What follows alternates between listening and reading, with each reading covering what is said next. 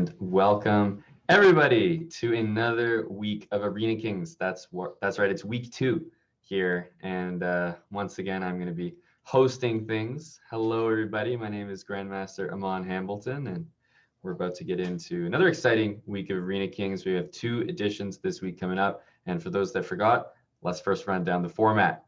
So Arena Kings is happening pretty much every week now, so mark your calendars accordingly. The format right now is the same as last time. It is going to be 3-minute blitz chess, no increment. So we'll see lots of flagging and then all that dirty stuff that we like.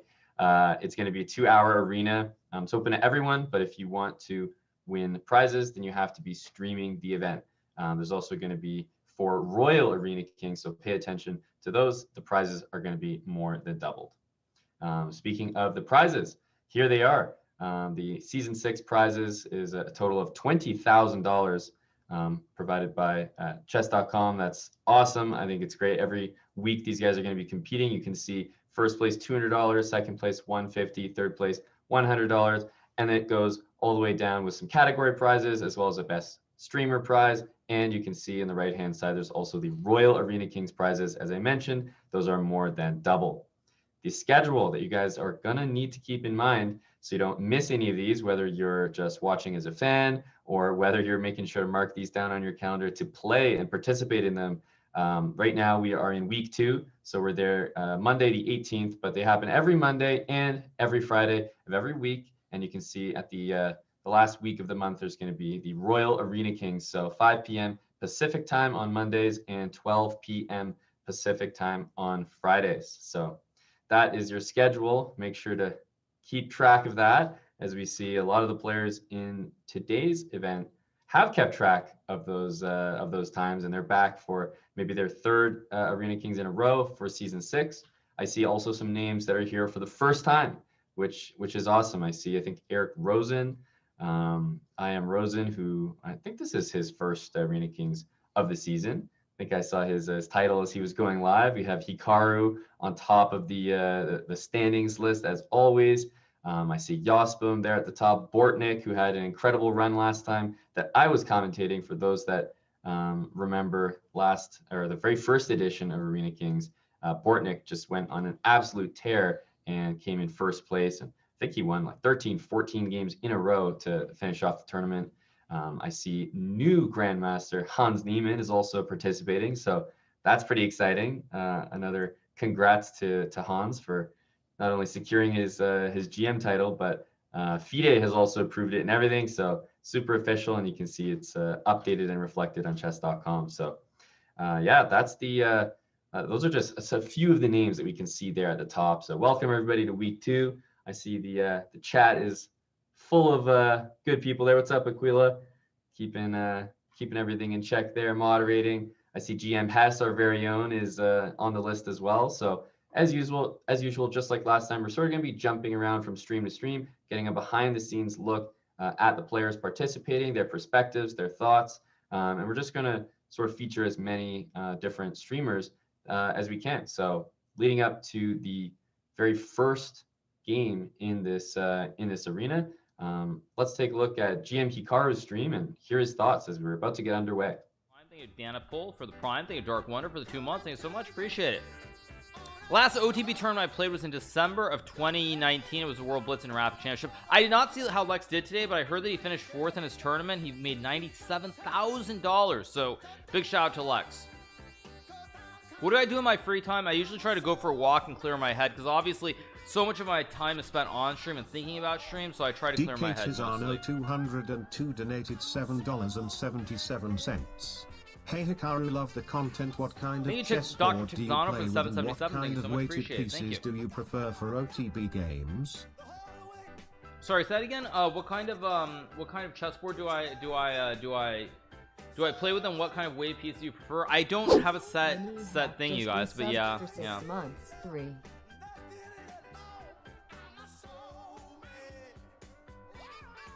What am I drinking? I'm drinking water primarily. What is this? Oh, Lex is playing in some tournament which has 980,000 for his prize. Good God. Wow. So, wow, that's insane. That's insane. So if you haven't checked him out, make sure to check out Lex Veldhouse. He plays poker He is a friend of the community, of the chess community. Did I eat finally? Yeah, I had 2 hard-boiled eggs. That was my dinner. Thank you to VV Rect for the Prime. Thank you, Mana Hack, for the 6 months. Thank you so much, Demoy, for the 300 bits. Thank you. So we're gonna start in 30 seconds. Let's go. Did I peel the eggs? Yes. You take the thing, the other thing off the side, and that's it. So yeah. So my dinner was 2 eggs, two hard-boiled eggs. You take the shell off, and then you just eat it, right? I mean, that's what you do. So yeah, 2 hard-boiled eggs. Bro, 2 boiled eggs, you need to cut down on calories, man. Yes, 2 hard-boiled eggs is a lot of calories. There's only probably 80 in each one, but hey, I mean, yeah. And imagine eating like 5 French fries from McDonald's. It's got like probably as many calories, if not more. Okay, let's go. Oh, Ray jumped in. I was not expecting this. Okay, let's go here. I was not expecting Ray. Okay, we've got some serious competition. Is Ray streaming, by the way, or not? You guys want to tell me, is Ray streaming this or not? Let's go here. So glad I found you through Byron. You're the man. Thank you, man. Appreciate it. Yeah, it's gonna be hard pretty soon. I feel like Byron streams are like in 2018 already. Like it's gonna be really hard to watch those once they get to like 2019, because that was when I really started following, not following, but I was watching Byron all the time. So it's gonna be very rough once we get to that point. D5 is no good because I just take and go knight d3. I think he has to go knight g4. I go like knight c3. He takes with the knight, and I just take. I guess I take. He takes, and I play like I guess I go queen d2 and rook d1 and knight d5. Zaslav just subscribed. Hail. Let's go here. Takes if c6. I just guess I have knight f4. Actually, I should have put the rook on d1 first, but it's still completely fine. Hans lost in 0 moves by accidentally resigning. Ouch, that's pretty unfortunate for Hans. Yeah, rest in peace, Byron. Yeah, we all miss him. We all miss Byron. Anyway, let's go rook d1. Yeah, I just don't want to get too deep in the weeds. Let's just take. I mean, I have two bishops, so I don't even know if it's really that special, but it feels like I should be just better, a little bit, very slightly better. I feel like I can probably tickle him quite a bit here. Maybe f4. Okay, he goes knight d7. I think I just trade. I'm gonna go here. I don't know if this is great or not, but I feel like I actually want to induce f5 so I can throw in like maybe a check and bishop f3. Now I'll go. Now I'll double up my bros, and maybe h4, maybe h3, g4, depending. But we'll see. I think I'll go here and rook d1. b5 is not a threat. I mean, I guess he can play c5, although that looks very sketchy.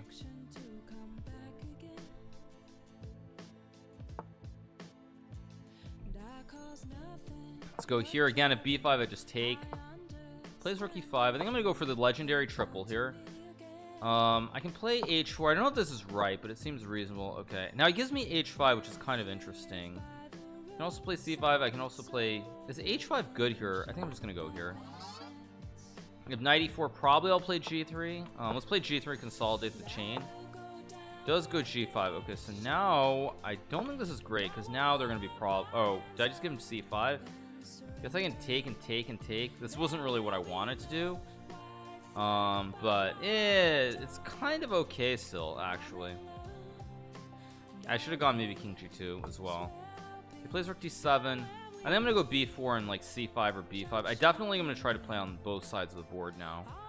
I also have bishop h3 at some moment, or I thought I did. Okay, he goes knight e4. What's the idea? Okay, I have to take. This much is clear. Now I can take on e4. I can also just play like a4. Do I have g4 here? I think I do, so I'm gonna play it. This might not work, but again, this is Arena King, so we want to be like kind of very relaxed, very in the moment.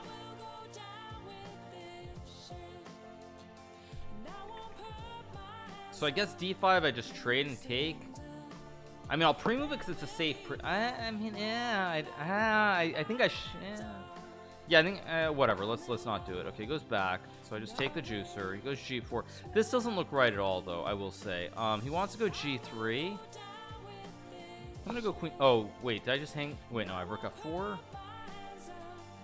or bishop f3. I mean, I should have actually triple stacked. I don't know why I didn't triple. Let's triple stack him.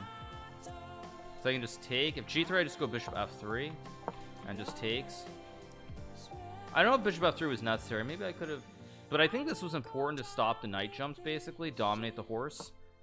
If c5, I just take. Oh, Ray has no time. I just. Wait, how does Ray. Wait, does Ray really have 18 seconds? This is 3-0, isn't it? Wait, is this 3-0 or 3-2, you guys? This is 3-0, right? I think it's 3-0, isn't it? It's 3-0. Yeah. No, I mean, Ray is completely toasted unless I fudge.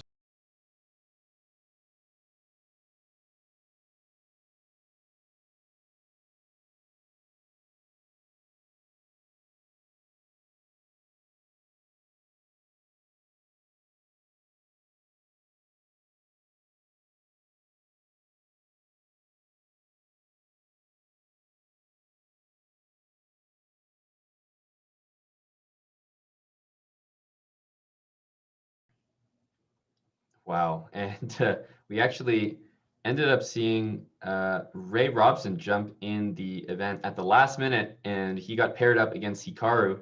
Pretty exciting first game, but if you look at the final, not only position, but clock situation, you'll see 1 minute and 26 seconds for Hikaru against Ray, just flagged. And in this format, this Arena Kings format, when you've got no increment, you just can't afford to get that low on time. And I mean, I'm not speaking like some sort of expert here. It happens to me as well, happens to the best of us, but there's no way that you stand a chance against Hikaru when the time is getting that low. So you saw Hikaru in the middle of that game. He pointed out something which I think is really important to remember during Arena Kings. He said, you have to be sort of in the moment. You have to be kind of loose. I thought that was very good insight, because when you're playing Arena Kings, remember, it is a race against the other people in the event. So it doesn't matter what your rating is. You get paired with people close to you in rating, and the goal is to collect as many points as possible in the amount of time available. So everyone's trying to be as quick as possible.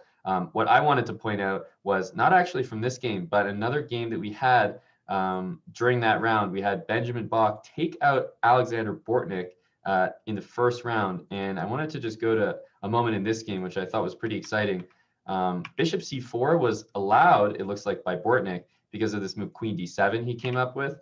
And after Queen d7, he's threatening Queen takes g7 as long as that f-pawn weren't there. So the idea is Knight takes g6 check if the bishop was to take on f1. But Bach comes up with this very resourceful move, Queen to f6. It guards the bishop. It hits both of these pieces. And don't forget, the rook is still hit.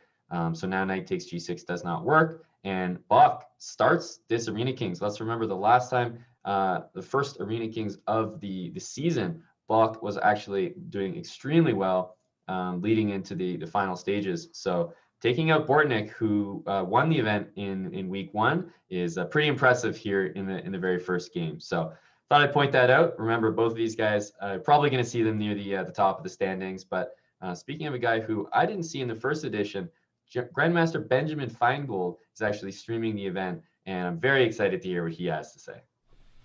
Not sure what that one thing is. Oh, yeah, that's right.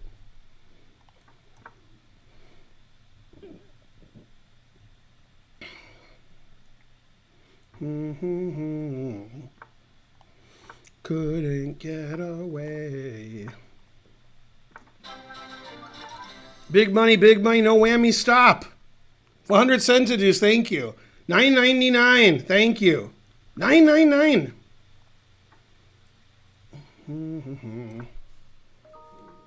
Thanks for the donations. I'm sorry I can't thank everybody. I'm trying to play chess too. But, thanks. Thanks anyway. Let's see. Couldn't get away.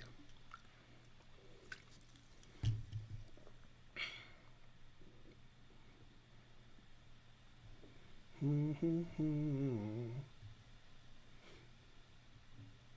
have more time. That's never happened. How could I possibly have more time? I don't know, this way maybe? Maybe. Maybe, baby. All right.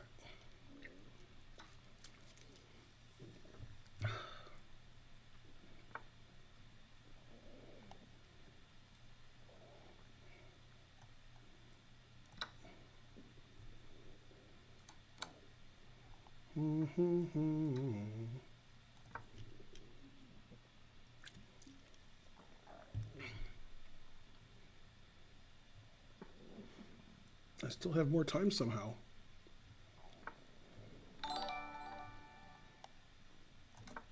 Yay, thanks for all the noises, subscriptions, and all that. Don't let that train die before level 5. This is an Arena Kings. You have to donate like a king. 483 viewers. Hooray for me. Hey, he always sacrificed the exchange. Good job. I agree with that. He showed me. He's got that good night. Something. All right, I was going to play Rook H6 hanging my rook. I guess I won't do that.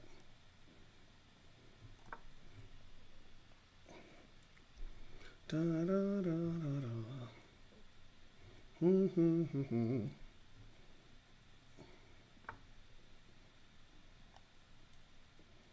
Let's see here. Still not getting mated? Not yet. Da, da, da.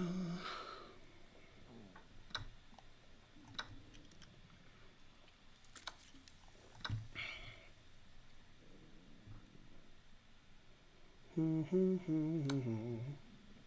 see, I don't want him to take on e5 with check, so I'll go there.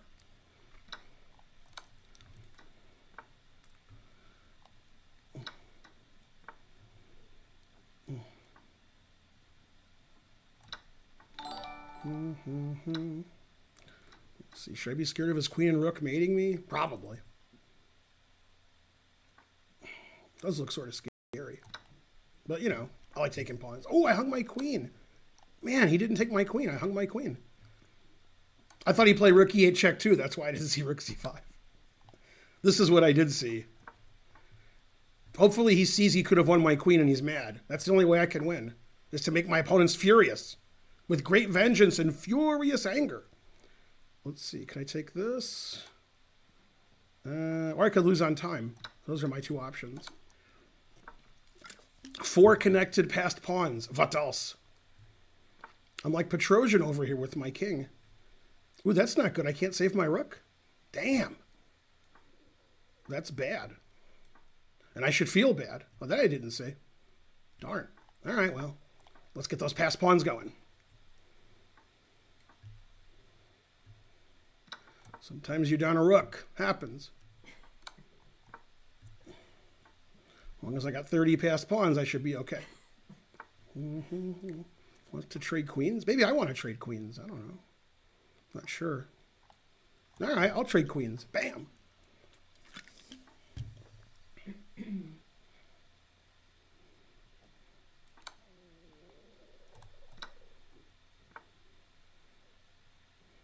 Well, that I didn't see. It's a good move.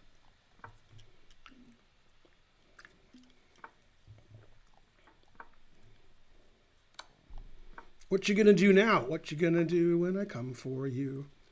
Bad position, bad position. This is terrible. He's queening with check. That's unfortunate. Darn. Otherwise, I'd be doing well. That was very exciting.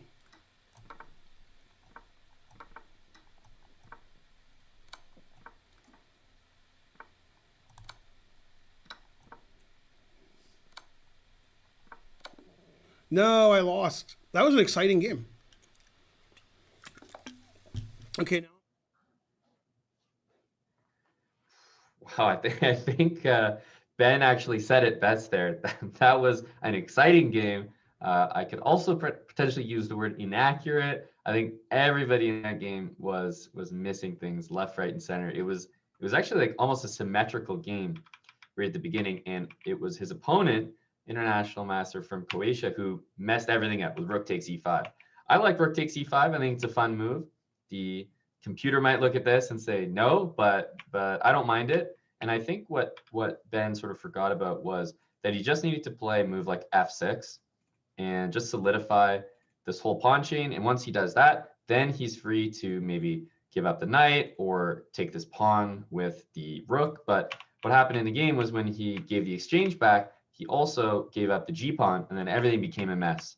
I think Ben pointed it out on stream that he completely blundered his queen here in a single move. Rook takes c5, hits the king and the queen. Just would have been game over at that point. I mean, he would have to resign, I would think. But what ended up happening was after queen e8, you'd think that black has to resign this position.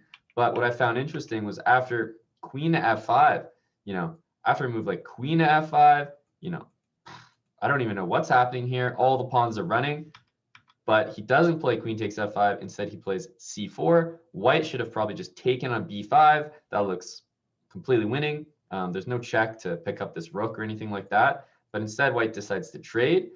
And here, I think Ben needs to take this way. But by taking this way, I think he blundered his chances here. And then when the king started coming over, I think white just forgot, and it's very easy to do so. This king d1 move, double question mark, after b2, rook check.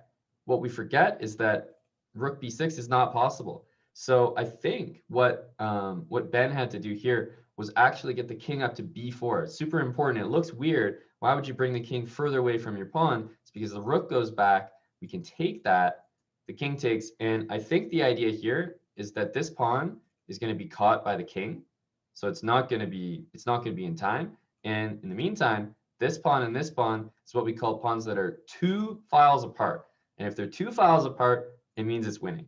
So it means they can actually advance and make a queen without the king being able to stop both of them at once. If pawns are 1 file apart, then they can't be taken, but they also can't promote. If they're 2 files apart, they can actually become a queen. So that was kind of a weird moment where it looked like he actually could have won the game, flipped the whole thing around from being down an entire rook, but chances missed on both sides. Ben ended up getting checkmated there in the corner. So a win for his opponent, but a totally wild game to start us off in Arena Kings.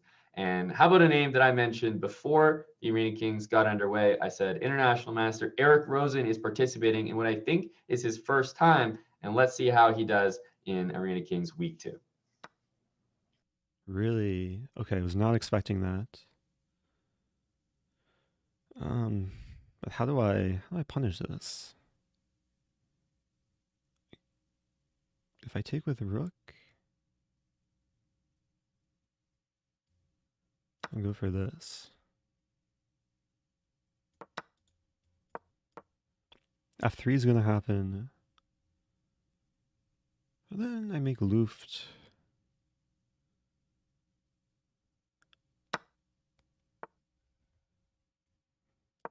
Making Luft while also trying to attack. And the rook's tied down to the f-pawn. I don't know how I'm surviving this. Queen b5 coming. So I'll play this move. Defending the a-pawn. Queen b5, oh, never mind. Wait, that's a free pawn. Wait, that's mate in 2. And also a free pawn. Wow. I survived the mouse slip. I mouse slipped losing the exchange, and then I kept surviving. I was on the verge of resigning too. But that's why I guess I don't like to resign. Okay, playing V-shaped tiger. My grandmother died today. Oh, her last I'm so words, sorry. Where are you going with that pillow? Oh, wait. Oh. I feel bad laughing. I feel kind of bad laughing. But thanks for the money. Well, what to play?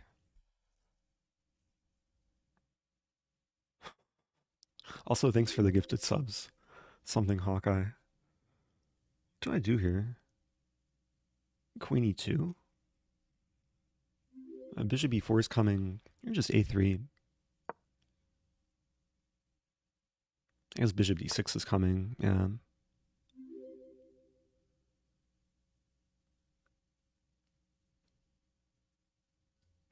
It's weird, but I'm kind of being brainwashed by my opponent's username V-shape. Okay, now it's a mini V.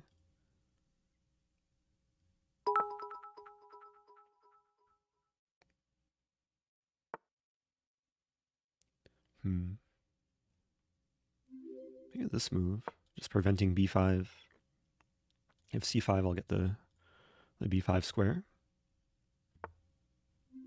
It's kind of a weird standstill, because neither of us want a castle. He's doing the Capablanca knight thing. So I think my knight wants to be elsewhere, like on g3.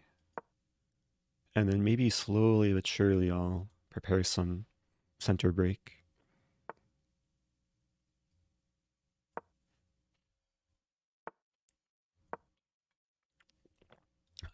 Some idea of maybe sacking, but I'm just going to chill for now. I'll probably end up playing f3.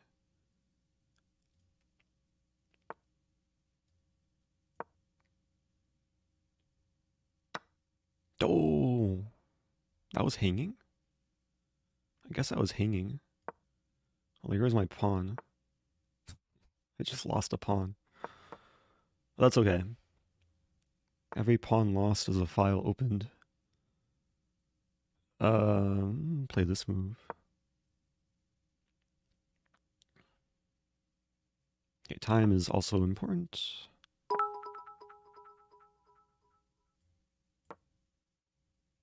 Never give up. Yeah, I'm trying. It's not as bad as the previous game. Down the exchange and a pawn. Oh, he's doing the V-shaped thing, but it's an upside down V. I play C5, and now maybe this pawn. Maybe I can do the same thing he did to me, but with the A pawn. Rook A8 expected. I kind of want to play B4. Actually, I have no idea what to do here.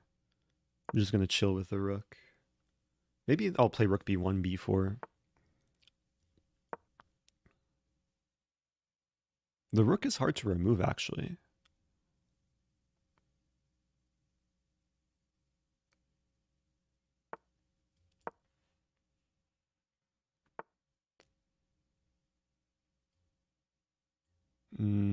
It gives him a target, though.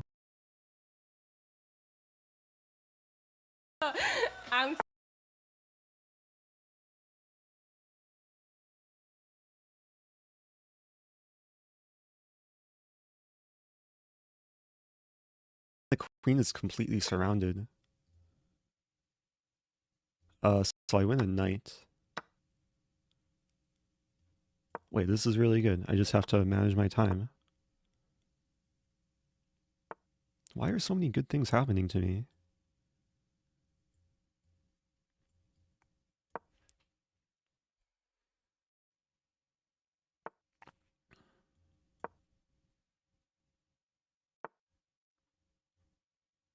Guess I can't speak too soon.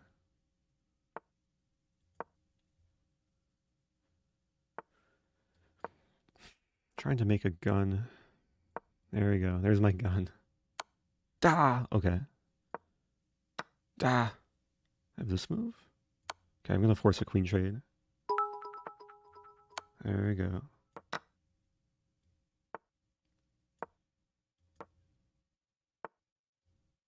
It's gonna be tricky.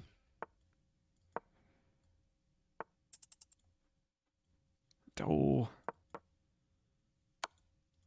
Stop hurting me.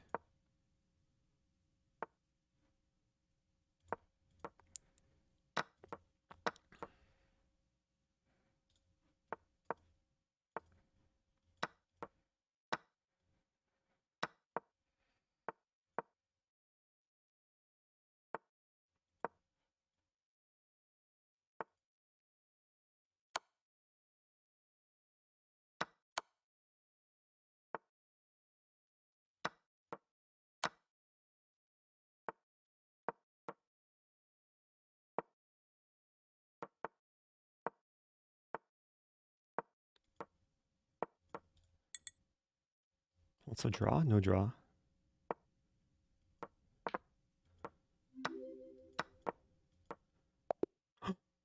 Oh, I feel so dirty. I won because I have a pawn. If he took the pawn, it would be a draw, I think.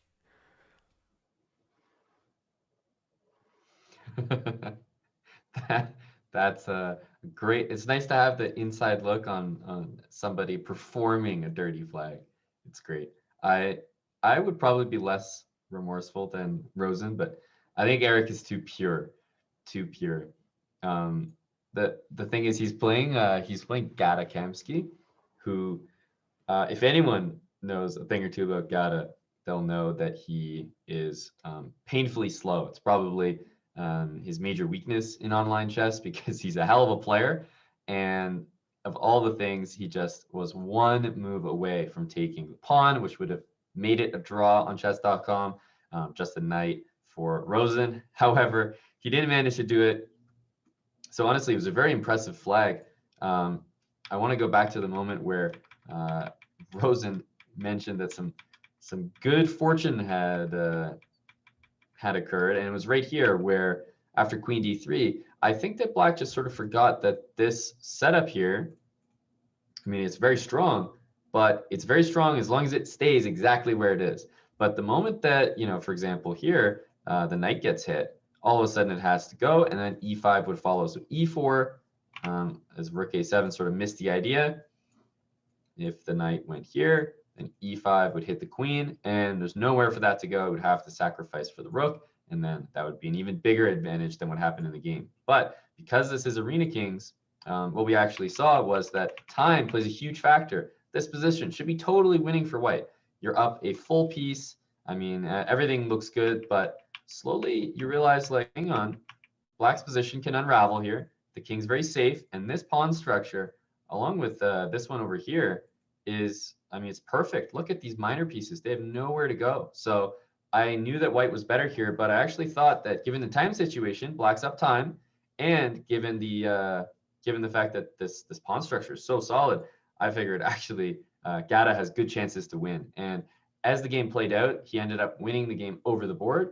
And we saw right at the end, I think he offered a draw right here. You guys saw that? He said d2 or something, or right here, he played d3 and he offered a draw, or maybe it's d2. So he went from 6.6 seconds down to 2.7, and he spent all his time offering the draw. And Rosen pre-moves knight c2 and says, no, no draw. So as you can see, guys, all your favorite streamers are streaming this event right now, but you know, there's no friends until after the tournament. So not even Gata Kamsky can get himself a draw, a respect draw in Arena Kings. It's a ruthless tournament, and what can I say? That's why we like it. So Rosen gets the win there. It looks like we're approaching the first quarter of Arena Kings being completed. So there's still about an hour and a half remaining in the tournament.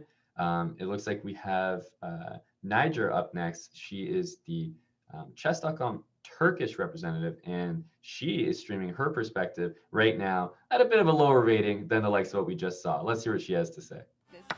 Because otherwise my thing will not be seeing the day of light. Okay, they take this. Oh my god, I blunder everything, my life, my universe, and everything.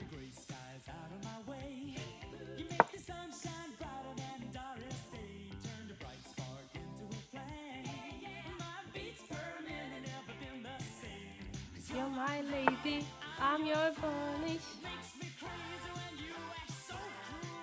I hate this. The inability to wake me up before you. This piece is doing nothing, okay? It's like dead. Okay, let's go. I don't know what the beep should I supposed to do here. Wake me up before you go now. Take me dancing tonight. Okay, that's not it. Okay, they want this.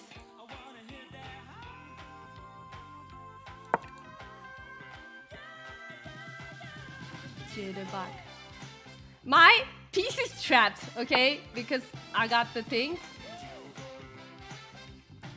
Oh my god, not again. Okay, let's go here. They push, we go there. They push, we go other way. Okay, we make some moves. Wait, now my thing is liberated. Okay, now I think this is no, that is not liberation. If you didn't know what liberation means. Okay. Oh no!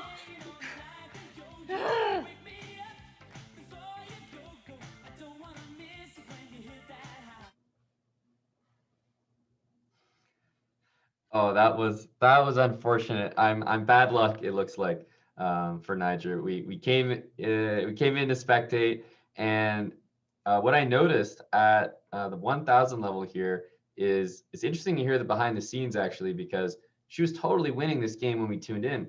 The time was ticking down, but what I heard from her was she was just disgusted with it. She was like, "Well, my knight's trapped. It's not going to be playing." I heard all this negative stuff when, you know, anyone else with this position would probably be saying, "Oh, okay, I'm totally winning. How do I go about converting this?" Now, she's absolutely right that her knight is trapped in there, but she does have the idea at all times of utilizing the fact that the bishop cannot perform two tasks at once. So right here, the bishop is doing something important. It's defending that knight on d2. The rook here, the white rook on d5, is attacking it. So a nice tactic that she could have used to free her knight would be knight to c7. Now, the idea is that if it gets taken, well, like I said, that bishop can't do two things at once.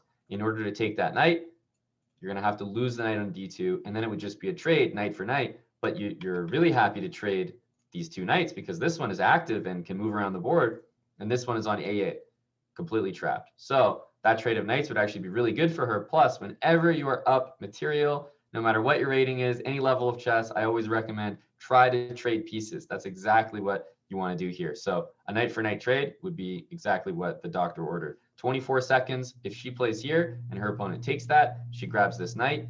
Then, even though time's ticking down, my best advice, whenever you have a dark square bishop, put that rook on a light square and try to move your king only on light squares.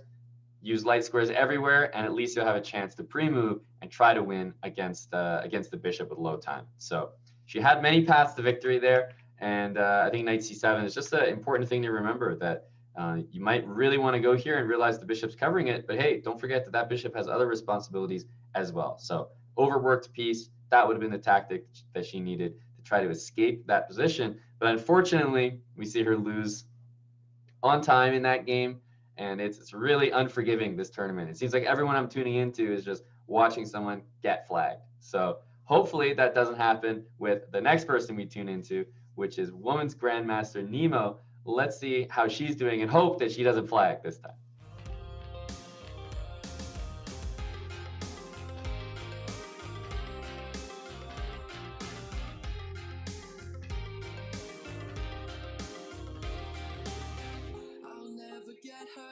If I go here, he's gonna take with this.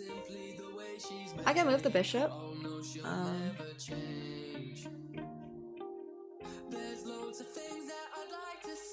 don't really know though. Maybe this is good. This should be fine. Oh, he had an Eton. Okay.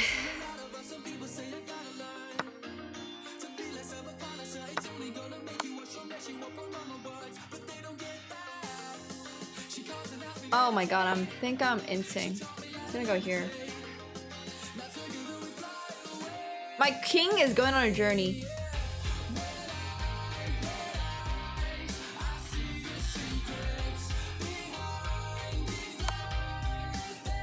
Yeah, this is depressing as well, a streamer.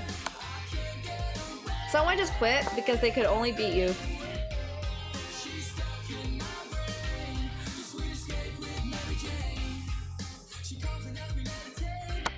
He's one of the best Blitz players in the world. Yeah, one of the best Blitz and Bullet.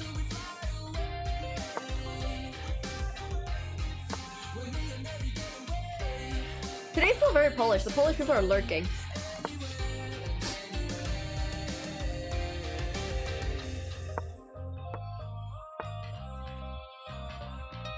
Guys, stop Googling me.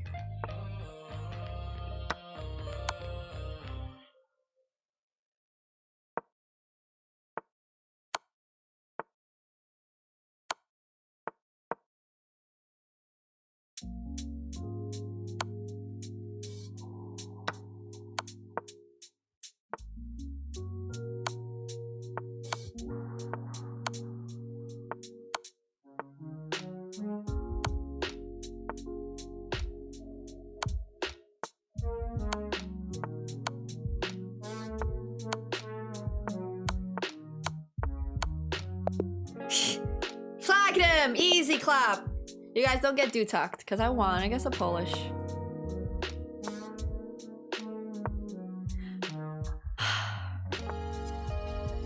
Oh. Okay, I see.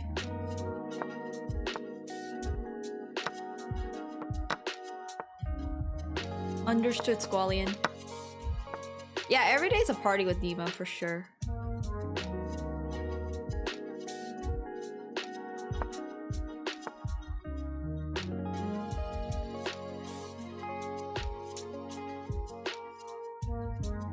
I think I'll go here.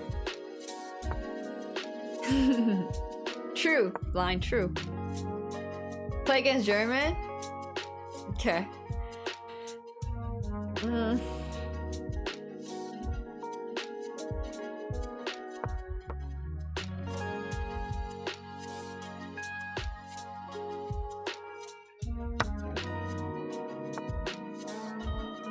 I think I'm just gonna cast along.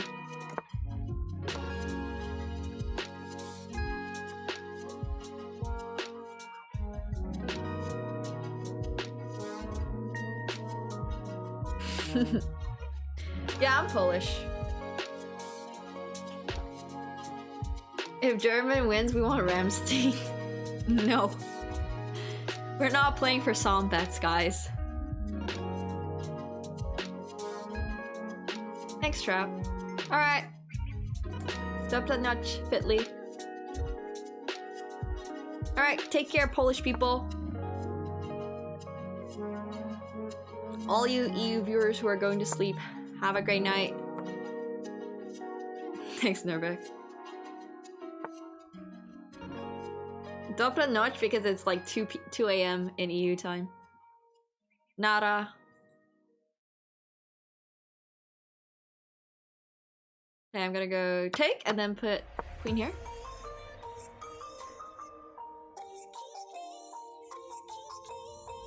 Yeah, we need a command for Polish time now.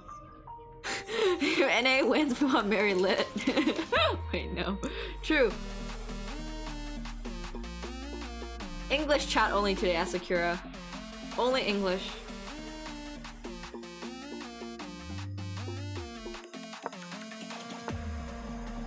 Eshviz, NA? You go to sleep without Dutak. Alright, nice, Asper, nice. Good way to spend your Monday evening.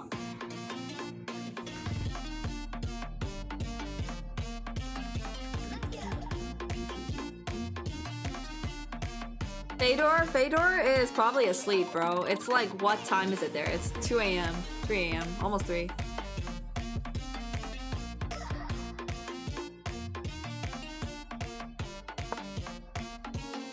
You guys want Vino? Maybe if you guys behave. Alright, have a great night, Azazy. Take care, man. Okay, very funny, Lovecraft. Yeah, I have very early bedtime, bro. 2 a.m., 3 a.m. How can you take a queen when you're in check, buddy?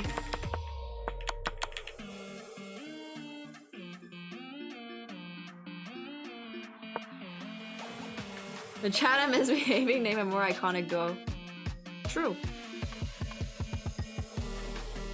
Fun fact, you guys cannot take pieces when you are in check. In fact, you can't do anything when you are in check!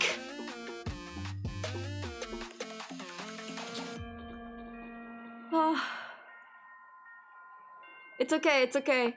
Not everybody here knows how to play chess, it's fine.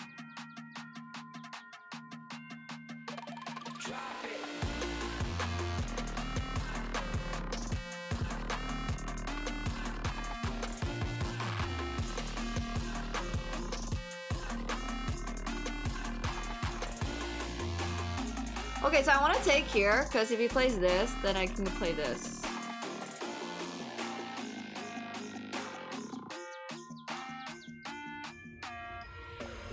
This is probably better, though.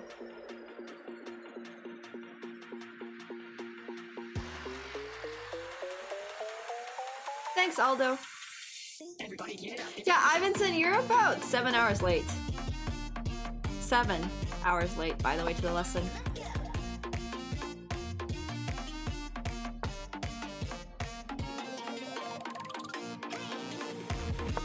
Still still more on time than me for school, though.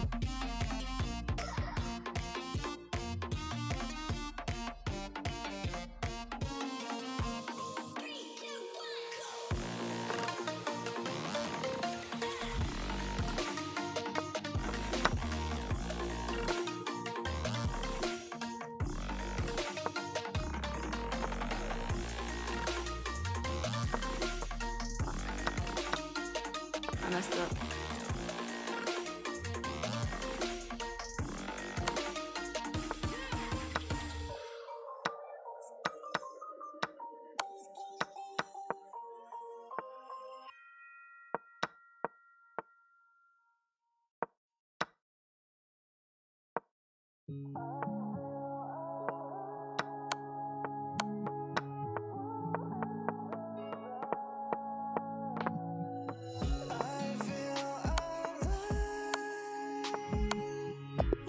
Let's go! Easy game.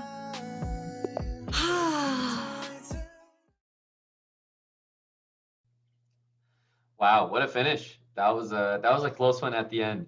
I can't help but watch a game like that and not point out just a little bit of flagging technique.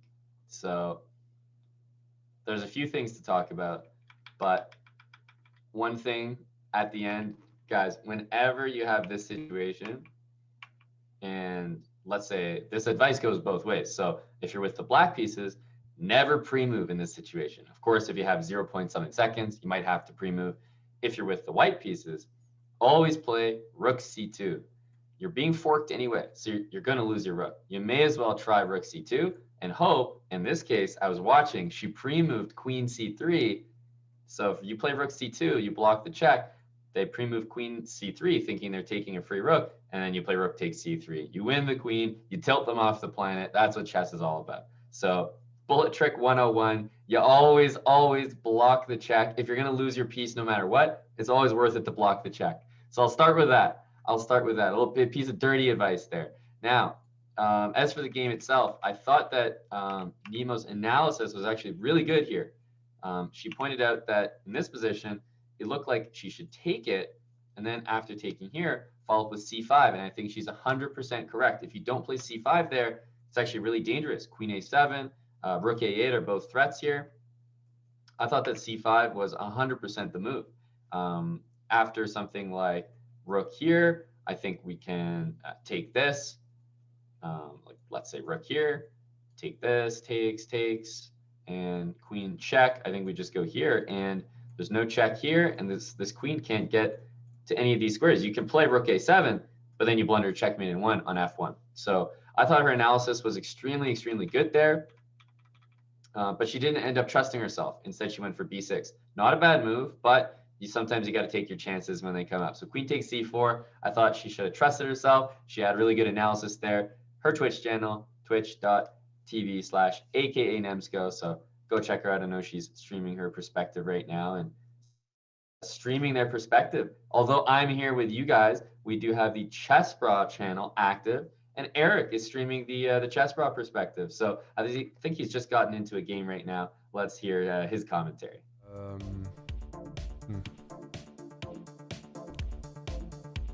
Check. I gotta play fast. Yeah, top 85. Top 85. Woo. Okay.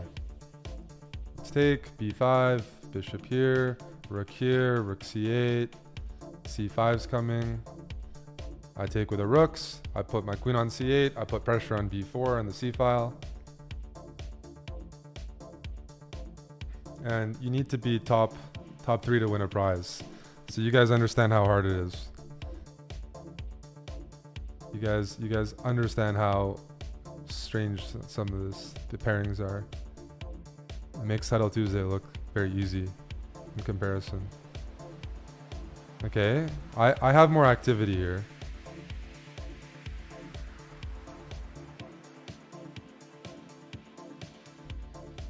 Top 3. That's kind of funny.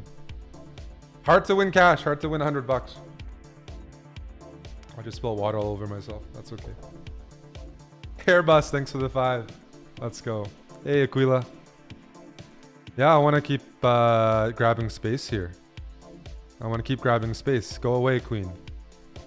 Bishop here. I shouldn't have allowed that. Oh, he didn't go here. Okay. That's a promising start. Now I'm going to start attacking. We have to have fun. We have to go. We have to go. Bring the pieces in. What's the prize? Like $100, I think, for second or third. Airbus driver, thanks to the 5.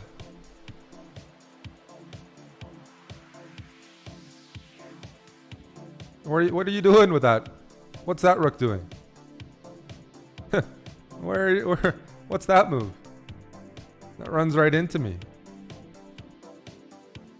You're bumping into me. Let's go. What? Okay. No complaints. That just improved my night. Oh, I'm feeling thirsty.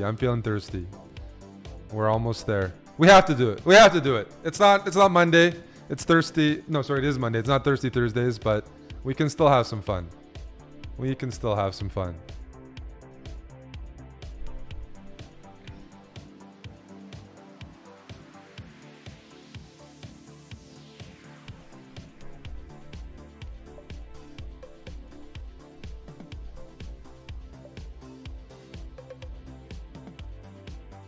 That's game over, buddy. Too many pins.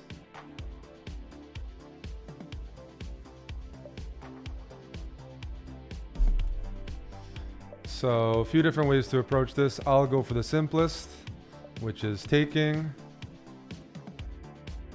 and moving my queen anywhere. Actually, no. We're here for a good time. So I'm gonna take here.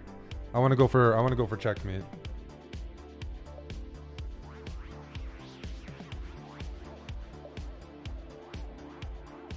Oof.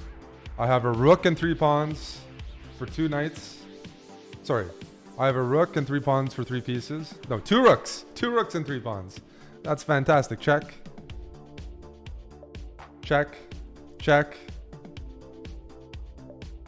He's not resigning. GG, buddy.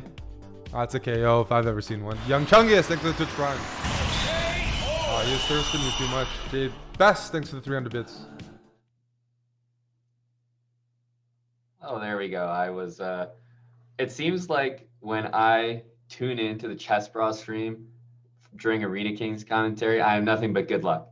So far, every time that we have tuned in, there has been a nasty KO on the board. And that was a nice game that Eric just put together there. I'm going to break down some of the tactics there, but honestly, it was just free flowing, tough word to say, for Eric's position.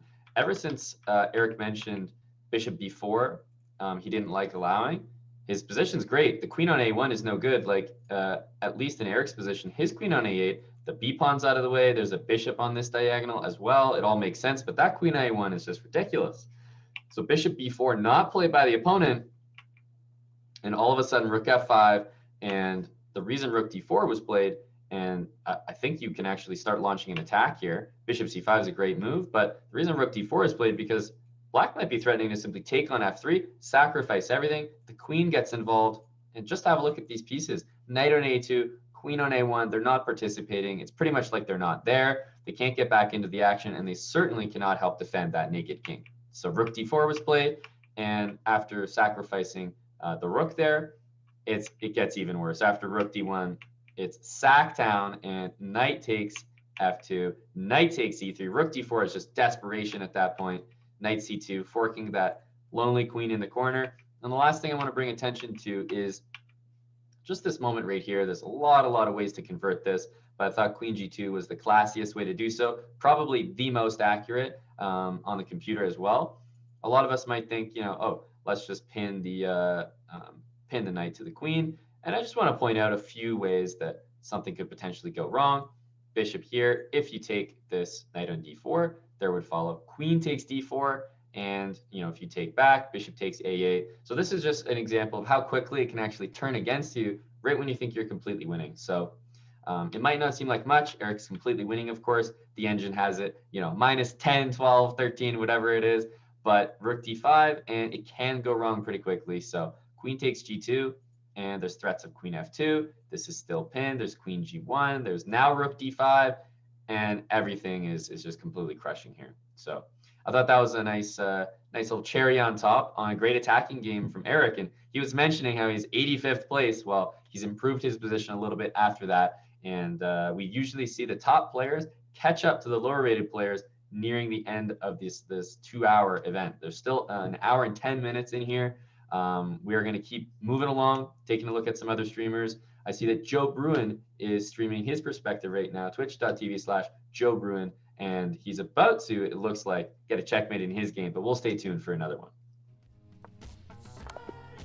Amazon. Lexi, I'm glad you like the music. Welcome. Let's see if we can beat a 2200 here. Let's just see. Why not? Let's give it our best.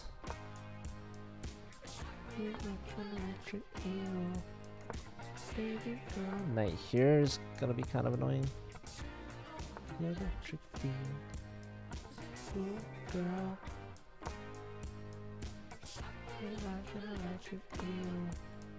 just go here. Just bring it back. I don't want to deal with that pen.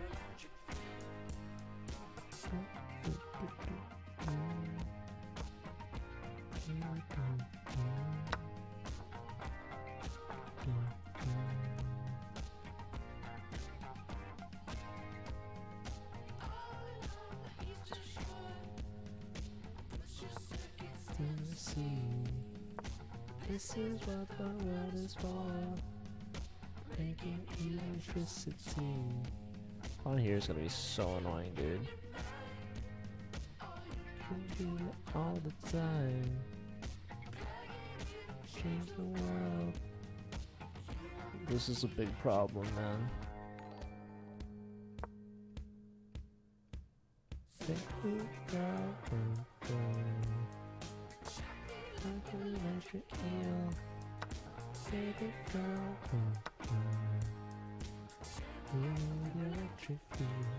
Yeah, this is really rough now. I see it. I see it.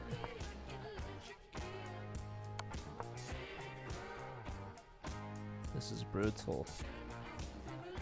Brutal. Bitter down, bitter down, bitter, bitter down. Bum, bum. Bitter down, bitter down, bitter, bitter down. Bum, bum. Bum, bum.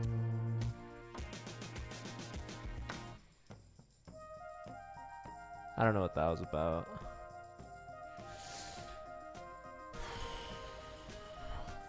Aquila, how's it going, man? Were you playing in this?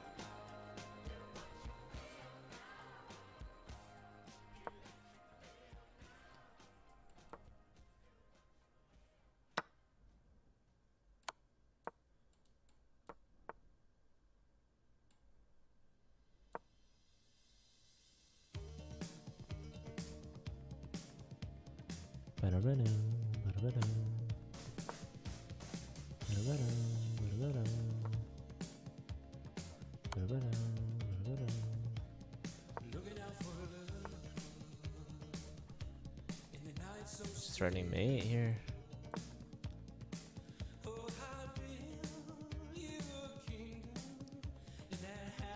This guy's upset he's not up by more.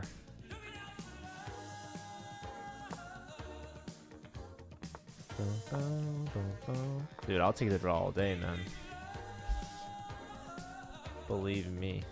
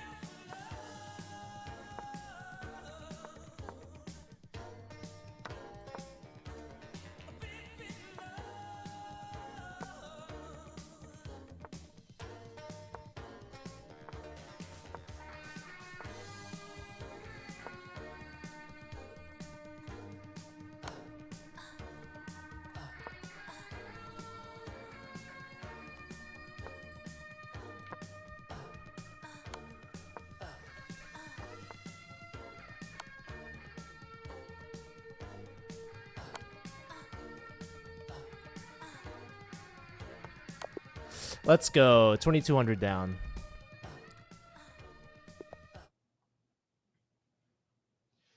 Wow, how about that, guys? That was, reminiscent of previous commentary that I've done. When I spectate Joe Bruin's games, I always feel like I'm looking at a guy who should be a lot higher rated than what he usually is at, 2,100. That was a very, very impressive game. Kind of a lackluster opening by Joe, but an amazing comeback and really tenacious defense. That was the impressive thing. We saw the opening. He got into some trouble here because allowing e5 is not something that should ever happen. So I think early on, something like this, you should already get that d3 move in and start to think about how you're going to deal with this pin. Knight on d2 always feels good when you're in a pin like that so that you're covered. You can take back with your other knight.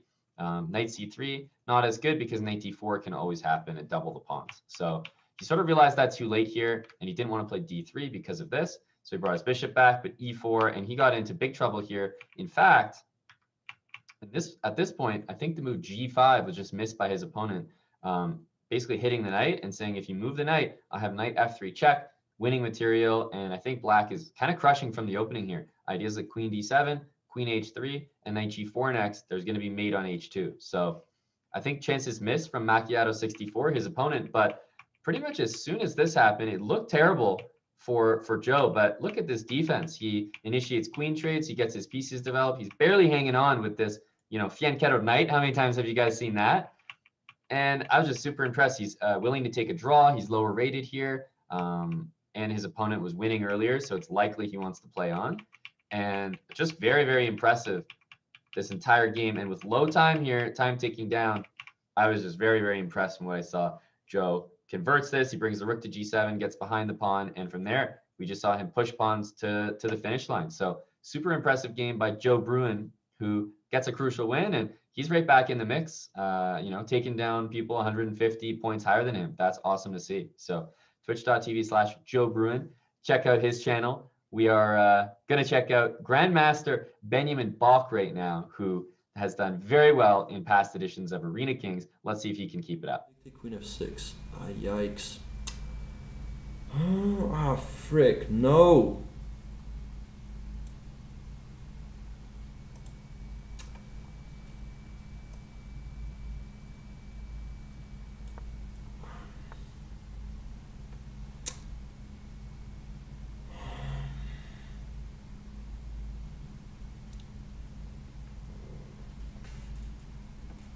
Throwing so hard. Dude, Sully, I'm just kidding.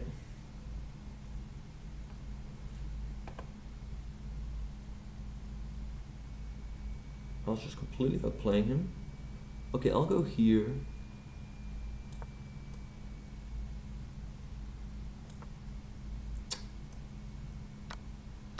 So upsetting.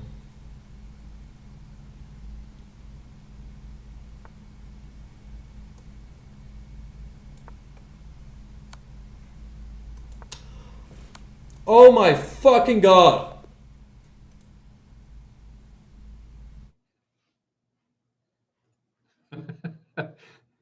Well, that's just the way of the road, boys. Sometimes that's the way she goes. Arena Kings is not forgiving. I didn't realize that he was playing Eric, which was hilarious. The timing on that. We had to get back in the commentary booth here to appreciate that attack because he summed it up perfectly.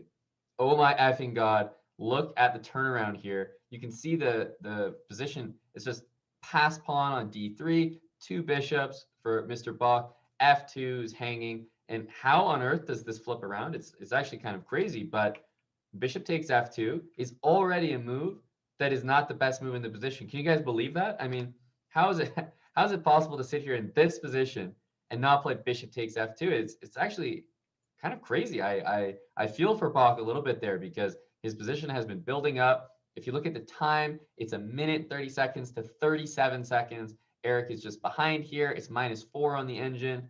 Bishop f2 and boom, almost +3 in a single move. And it's a move where you're taking a pawn, you're invading the position. I mean, it looks like how could it go wrong? But look at what's happened. Everything is on the queen side or basically in Eric's position here. nobody is helping the king anymore. So it's actually pretty crazy. But after that move, there's not an easy way to come back. Knight h5 is the exact attacking move that's needed. Knight f6 check. If that's taken, the queen's going to take on f6, an unstoppable mate on g7. So Bach decides to try f6, last ditch attempt. There's mate threatened. It has to be stopped by one of these two moves. And if you bring the rook up, you also give up the back rank. There's going to be a mate in 2 there with queen d8, followed by knight g5 mate. So I'll just show that one real quick. Like that. And that king is in trouble here.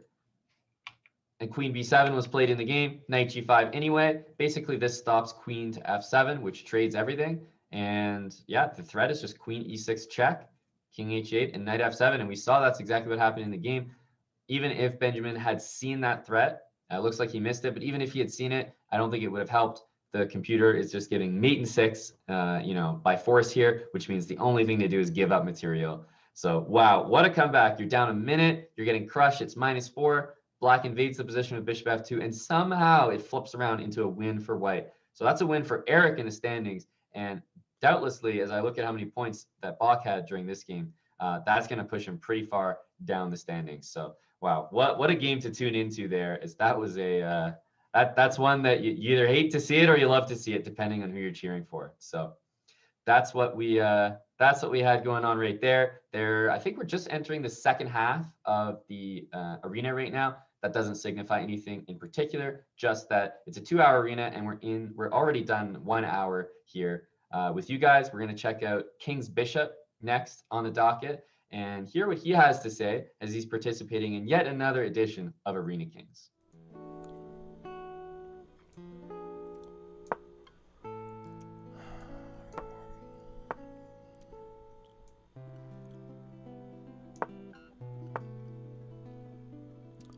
His dang Wi-Fi. Right. You trolled me. You were being a smart aleck.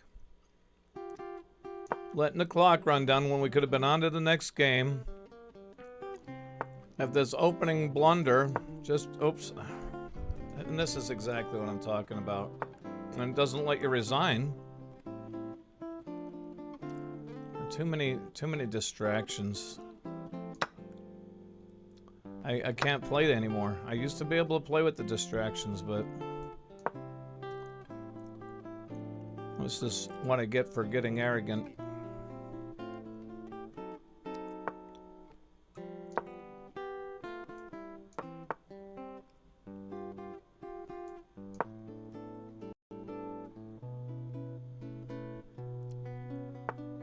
I get what I get. Oh, come on, thirsty monster. I told you, I made a blunder. I tried to resign. You let your clock run and run and run and run. You had a simple scholar's checkmate. You start trolling me saying, where? I still have the text. I see it right here. Where? You tell me that's not trolling? Of course that's trolling.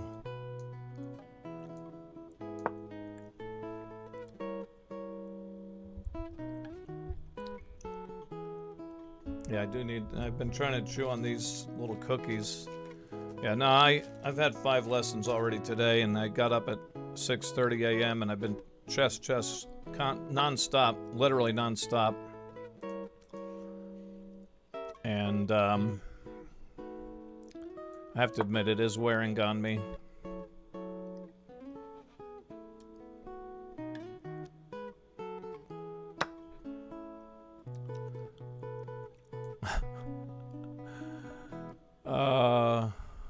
Lord, you're really trying me. You're really trying me. This kid, being a smart aleck, he should have taken my knight. I need patience, it's true. No, we're not gonna ban him just because he's acting that way. That's not ban worthy.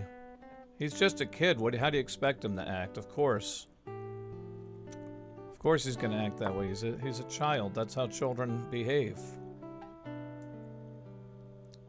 We understand that.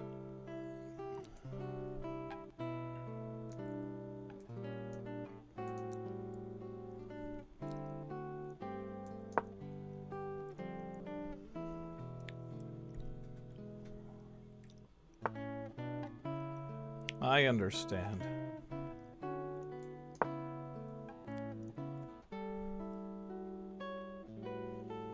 You cannot blame a child for acting like a child. It wouldn't do you much good if you did.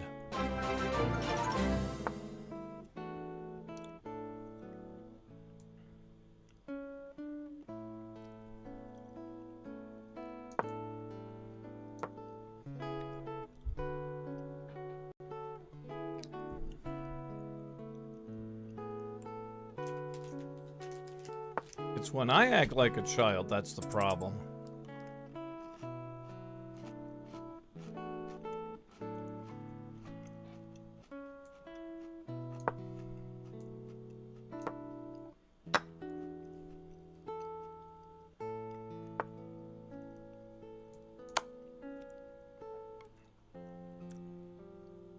That's where it's problematic. When Coach Daniel acts like a child.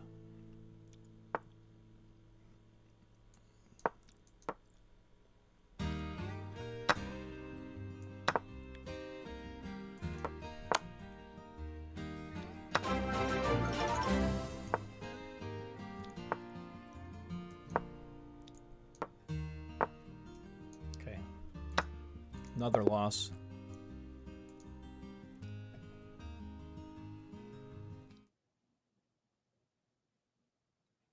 Hello, everybody. It looks like King Cookie 11's having a good time in chat.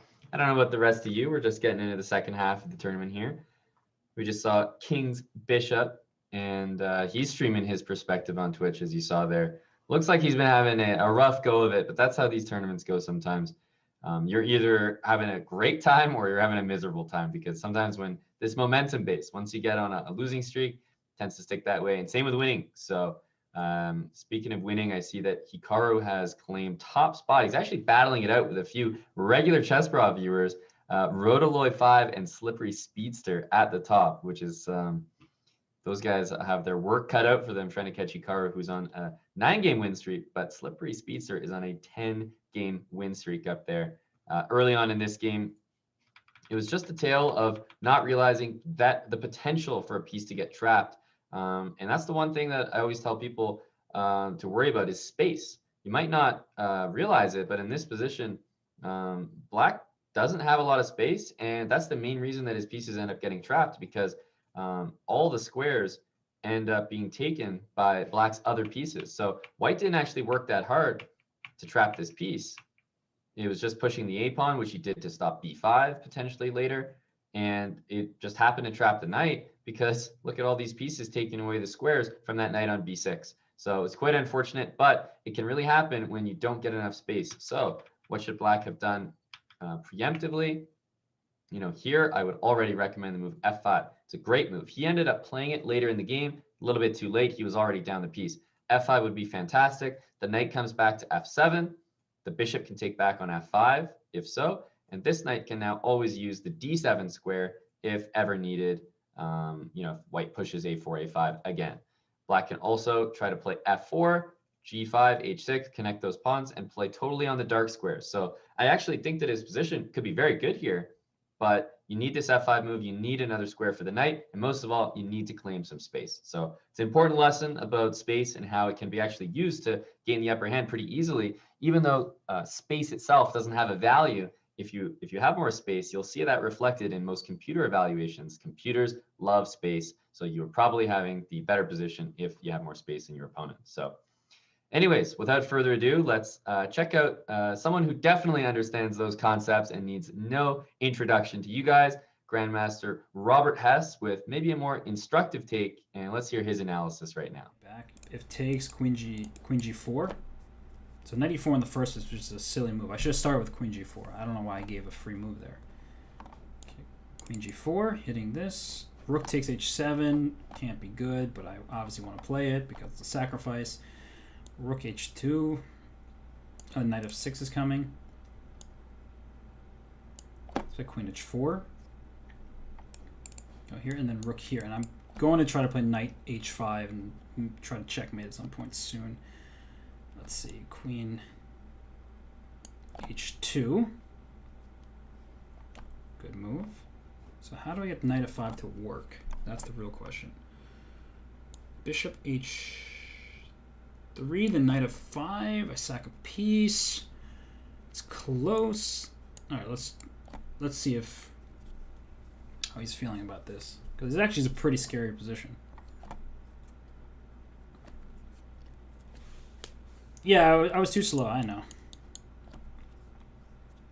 And here I'm just going to play quickly and try to obliterate my opponent's open king.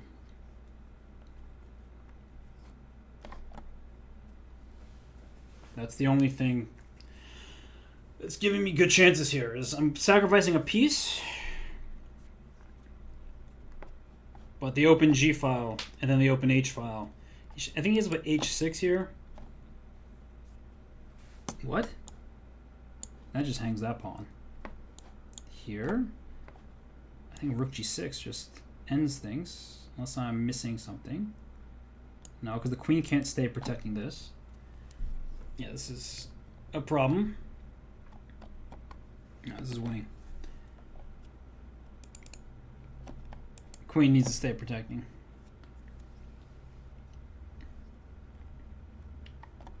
Okay, I can take this, but I'm certainly going to take the queen. And now rook h8 will win my rook here. So I don't want to blunder that. Let's bring the queen to... Where's the queen going? Weirdly kind of annoying for my queen. It's going to have to go here and then slide back there. And what's the material right now? I have a queen for a bishop and a rook. He does not have an extra pawn. I thought he also had a pawn, which would have made me believe in his compensation a little bit more, but he does not have that. So rook h7, pinning that and trying to get this pawn. If rook h8, I have bishop takes e5. So he goes here, queen h5. I think queen h5 just makes sense. I can take this pawn. f4 is possible. Okay, let's go f4. And this king's gonna have to go on a bit of a journey. And that's sort of what I'm aiming for.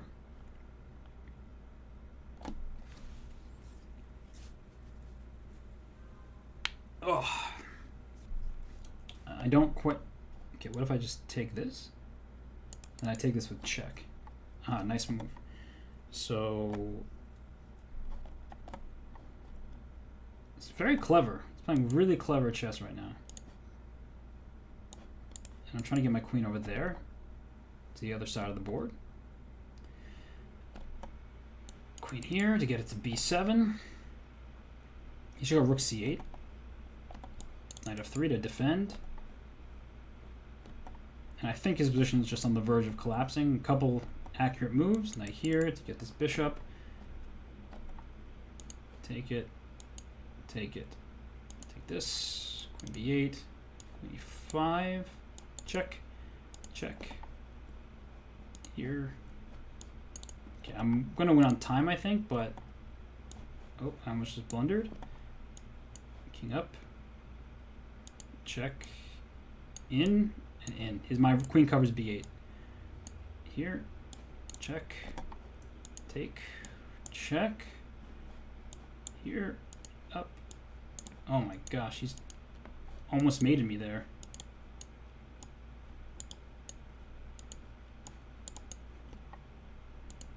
Oh my gosh, I lost some time. I keep getting these situations where I stop looking at my clock and I lose on time. Oh, it's so annoying.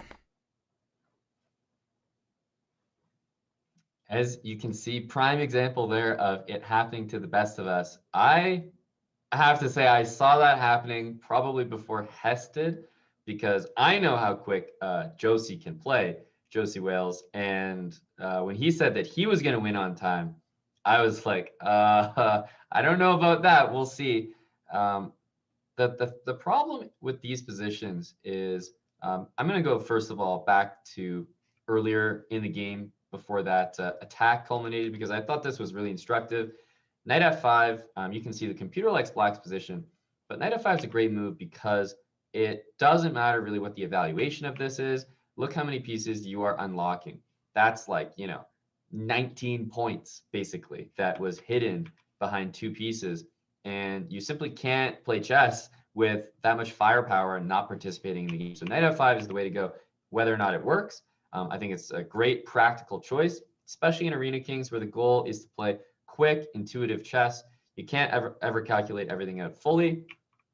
Queen f6, you see, is already a blunder, nicely converted by Hess here with rook g6, and he wins the queen. Now, from here, I thought that Robert actually did a great job converting, but it was right around this moment where I thought maybe the move knight b3 to c5 would have been a bit nastier to face with the black pieces because it gets in there to take that bishop.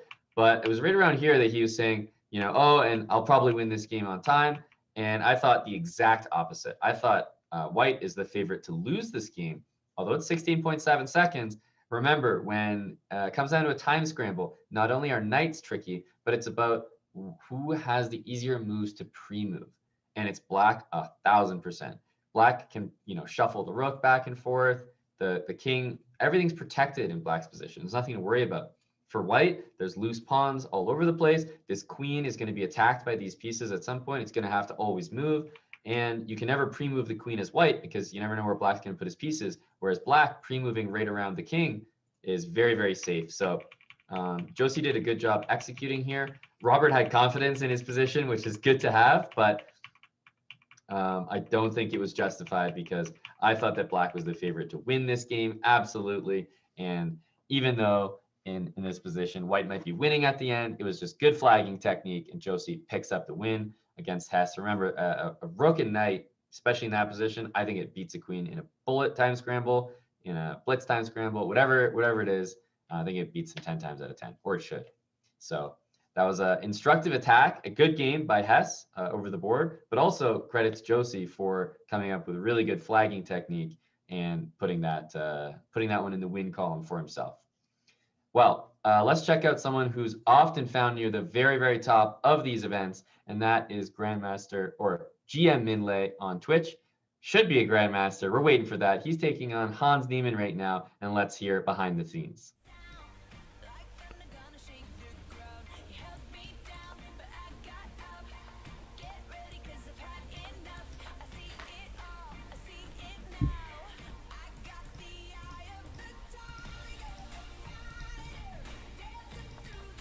Faster, faster! Come on, man.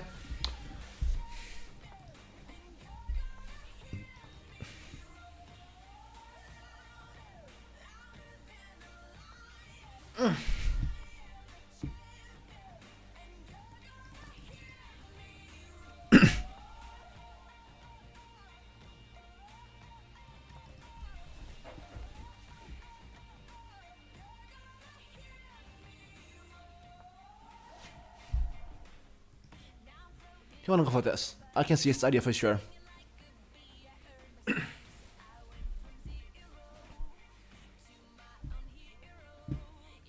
I got my own idea here as well.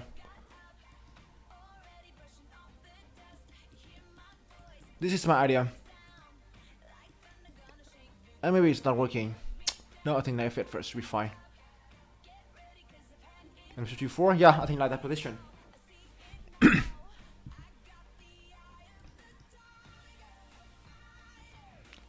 Hopefully I'm winning, but we're really far away from winning. And Hans is really tough player for sure. Knight 5, what I'm doing here? See, this is his stuff. But one moment. Knight 5 is good for me. Good. Now I got a very strong compensation. A very strong bishop pair here. Suddenly I love my position right now. This can be a threat as well. Nice. This is winning right away. It's winning right away. GG.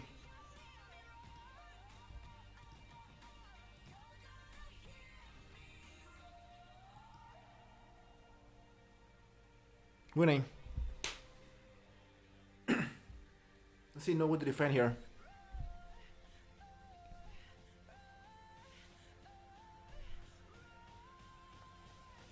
Whatever it is.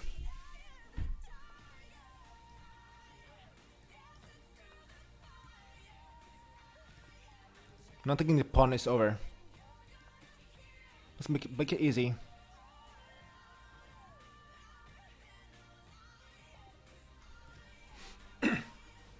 Although I'm bad for sure, but I can still win some games. I'm pretty sure about that.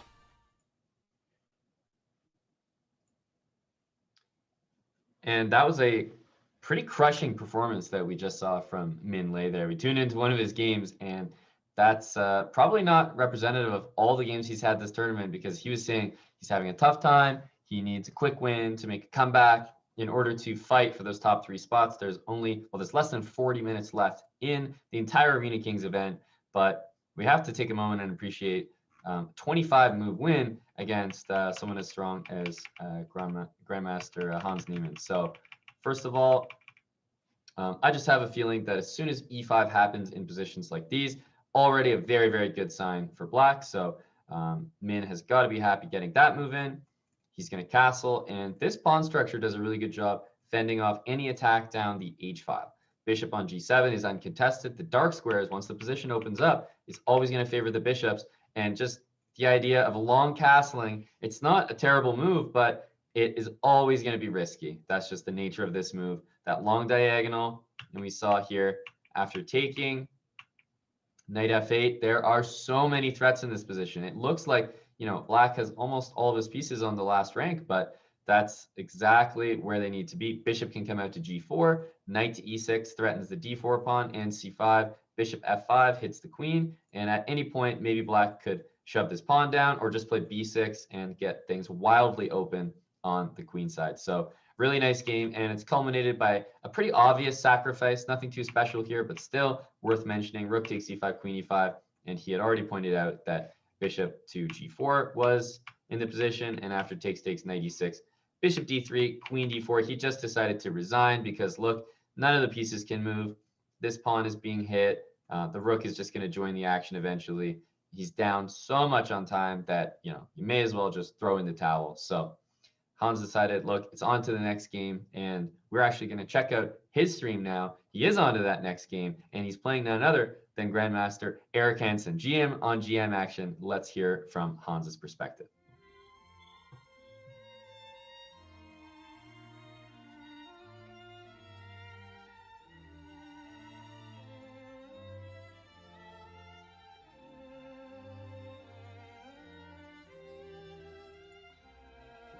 No, he's misplaying this.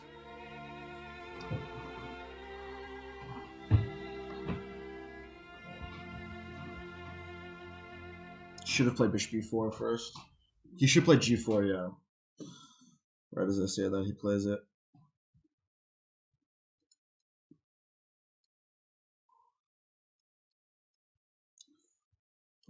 See how he deals with this. These guys are playing so defensive. What do you mean? Me and him together, or just...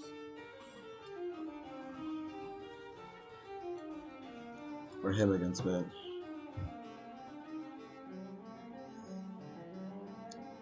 They try to avoid tactics. Very, very smart observation, my friend. You have figured out everything.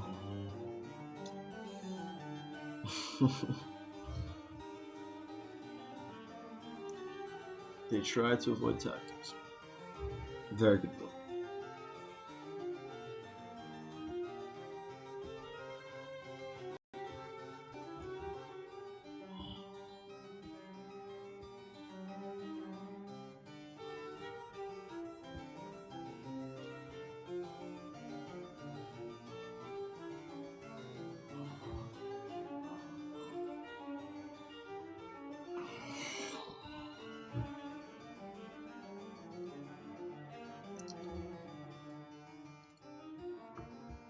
Yeah, I saw this.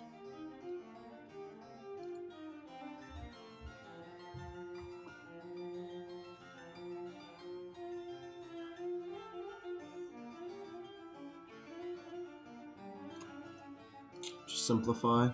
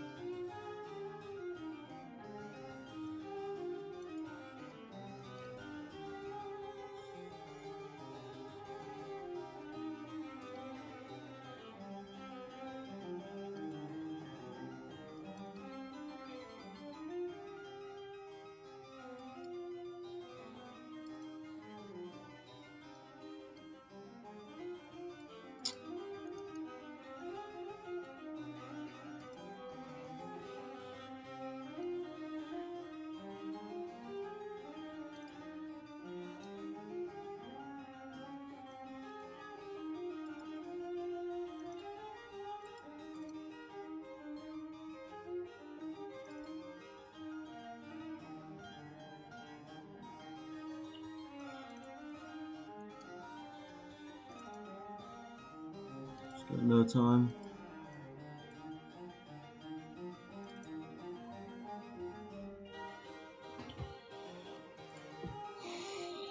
Clean enough.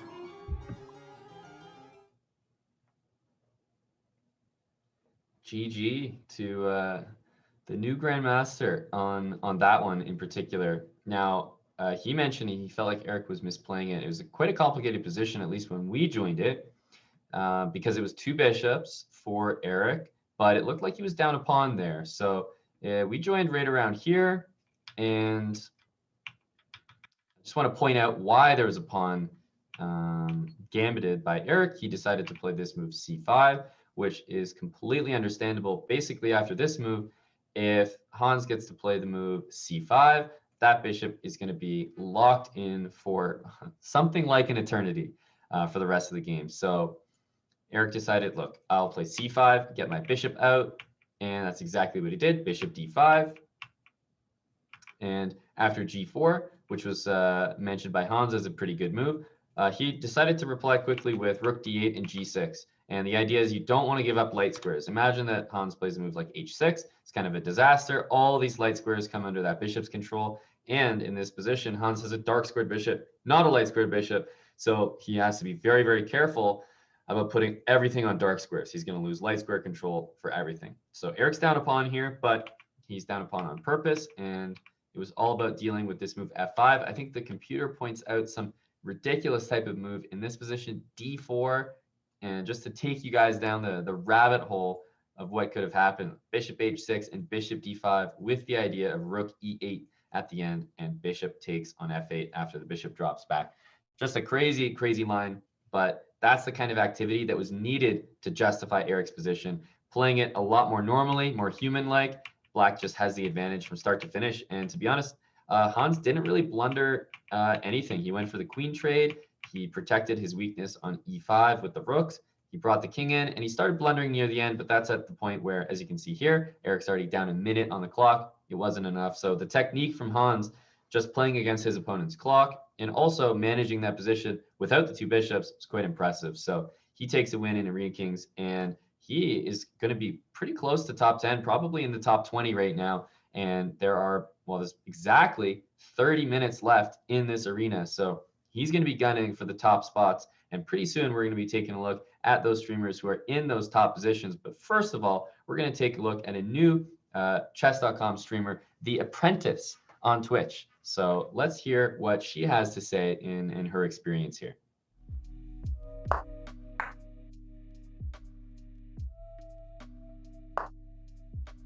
Oops.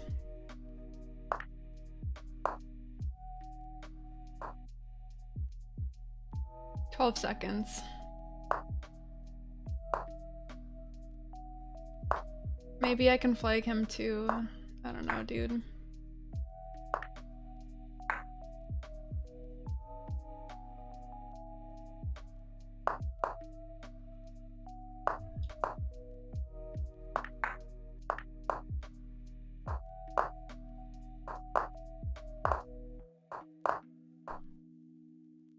Hey, okay, we got a flag at least. Not too bad. What are the time controls? It's actually just 3 minutes. 3 plus 0, I think. Still in the arena? Yeah, 0, yeah. Welcome back. Chessable's pretty sweet. Nice. What's up, Jathan? I got flagged. Dang, that sucks, dude. Nah, dude, I had a similar game recently. Just like Anna, that's sweet. Why didn't you take the rook? Why didn't I take the rook? It's a good question. Mr. Moonslam, thanks for the follow. Appreciate that. Hope you're doing well today.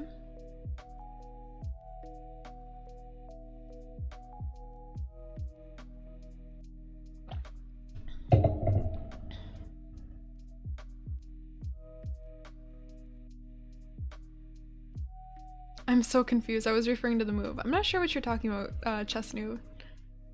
Short and sweet, e4, e5.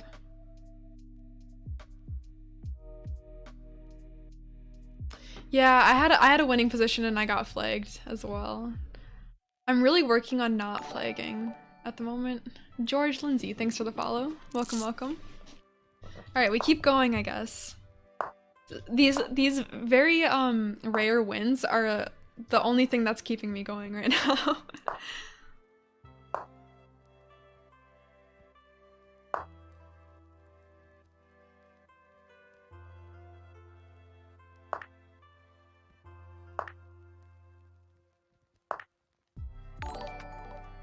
Jodo, thanks for the follow. Welcome, welcome. I believe in Julie. At least somebody believes in me, right?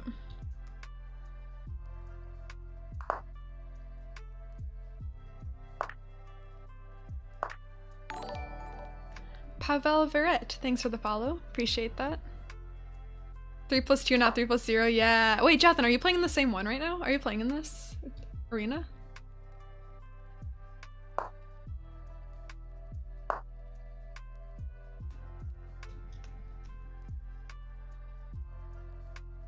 Maybe there's tactics. My bishop is not hanging right now, so... Oh, no, there's not. Okay. Wait. Okay. Could I have one more there? Could I have one more than that? I think I'm just playing bad players now, honestly. Bridge, Port, Mitch, thank you for the follow. Appreciate that.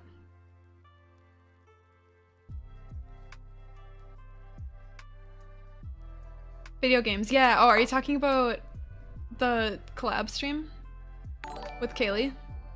BNS Fun, thanks for the follow. Thank you guys so much for the follows. So glad you're all here.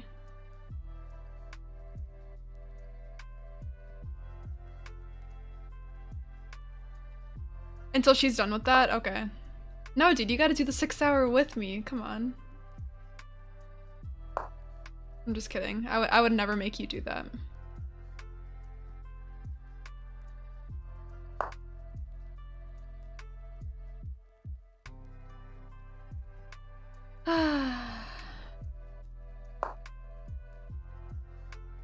Also, yeah, the Swiss tourney. We're having a Swiss tourney on stream. And it'll be my 6-hour stream next Sunday.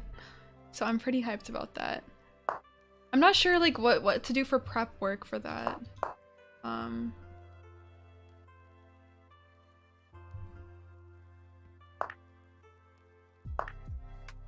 Like, do we have to get people to sign up?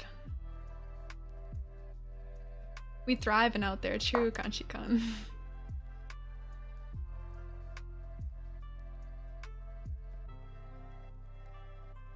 There's some pins here.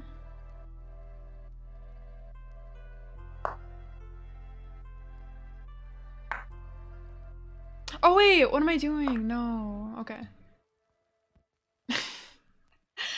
I thought I was big brain for a second. But turns out I'm small brain.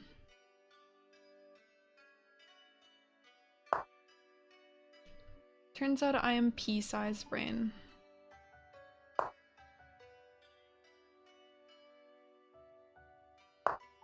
He hung his knight before, really?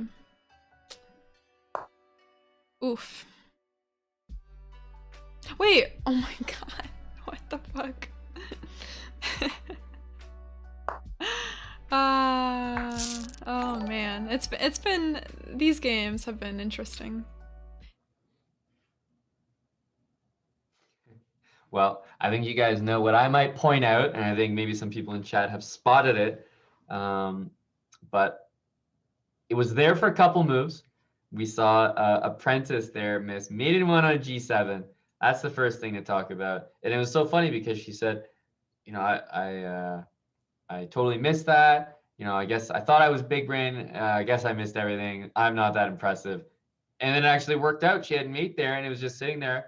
And I thought, oh no, we can't just miss that forever. That can't be how this story ends, because the opening, first of all, was great. Always got to talk about the opening phase. Anyone around the 1000 level, the opening phase, everything can go right or everything can go wrong. And everything went right here. Can we talk about this tactic for a second? 1000, seeing this bishop on a5, already looking for stuff like queen a4 check, hitting the king, hitting that bishop. That's a great tactic to be finding at that level. Queen a4 check, so she wins a piece here, saves her queen. Even does something cute here. Stops the king from castling, although she gives that up right away. She was threatening mate in 1. Black castle, so nice defense there. And then what we saw here, knight g6. Now, actually not a terrible move at all. It might look like, it's not the best move. Could be better. Definitely could. But knight g6 and mate in 1 there is on the board. Knight f7. Both players miss it. Knight d2. Both players miss it again with king g8, rook e1. And then you heard her point it out to herself on stream that queen g7 was in the air. And after queen h4, she finally had a chance to play it. So that's great to see. And with the rating 999, I think it's inevitable that she's going to hit 4 digits. I assume she's been 4 digits before based on how well she just played that game. So it'd be nice to see her get that rating back up there. But it looks like we have someone else to take a look at. And it's a person who is right near the top of the standings, a very young kid by the name of Sravan Renjith. Let's go behind the scenes and take a look at his commentary during his impressive Arena Kings run.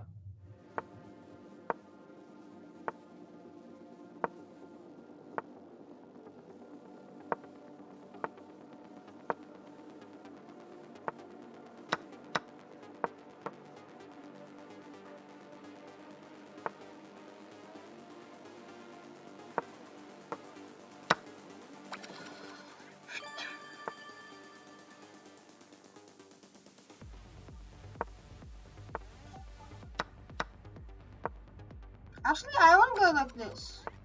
Okay, those arrows were not shown well. Knight g8. Oh, so he wants to win my pawn. No, thank you, sir. This guy's really bringing the heat and the speed.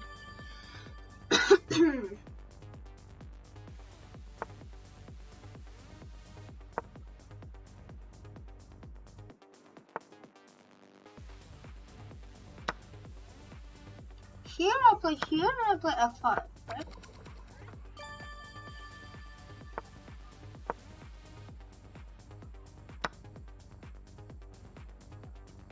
Here though, right? I mean, I like black, gotta be honest. I started at 3.5. I don't think that he played this right though.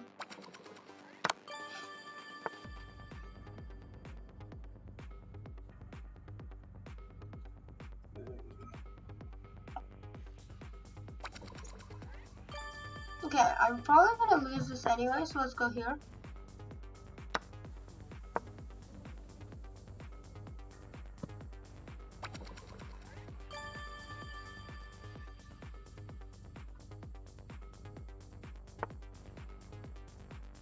Okay, but this allows this, right?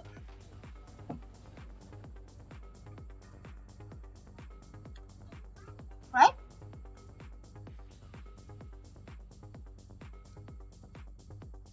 Think.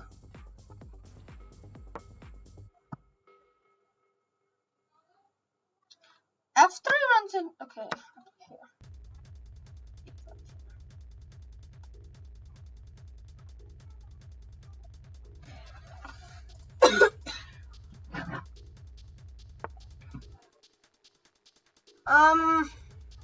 How do I do this? Check. No, this isn't right. Oh, is this not winning? Yes, I'm winning his queen. I think I'm winning his queen. Yeah. Yeah, GG's. Next one, let's go. Come on, if this guy stalls, I'm actually gonna be so sad. Respect, man, respect. Alright, we're back in the lead, first place. You heard it from him first. Back in the lead, first place as Slippery Speedster, he goes by on chess.com, but Sravan Renjith, I mean, let's just take a moment to appreciate. Check out his channel, guys. He is streaming on Twitch, I believe, by just the same username, Sravan Renjith, but he deserves your follows because nice tactic at the end there, knight to f1, making sure to utilize the check, and knowing that the king goes to h1, there's knight g3, forking the king and queen. There's no way to get out of that, so that's just a crushing tactic and an absolute KO. He is in first place right now. I think Hikaru just won a game, so he just took over that first place slot. But they're going to be going neck and neck. As soon as one of them loses a game, the other one is probably going to pull into first place for the lead. So definitely go check out his channel. Yeah, I think he was born in 2008. So what are we looking at? 12, 13 years old. Just crazy. Super impressive. A lot of talent at a young age, and he's showing it here. He's neck and neck with Hikaru. So we just checked out Sravan's point of view. Big congrats to him for the victory. Now we're going to go over to GM Hikaru, who's got to keep winning if he wants to keep pace with the kid. Okay, let's go d5. f6, I think, and bishop e6 is supposed to be just fine for me here. Let's go here, maybe bishop f7, maybe knight a5 at some moment as well. Knight f4 is also interesting, but I think I just go back like this. Plays a5, okay, logical move. Actually, I should not have allowed this probably. Let's go just here and takes.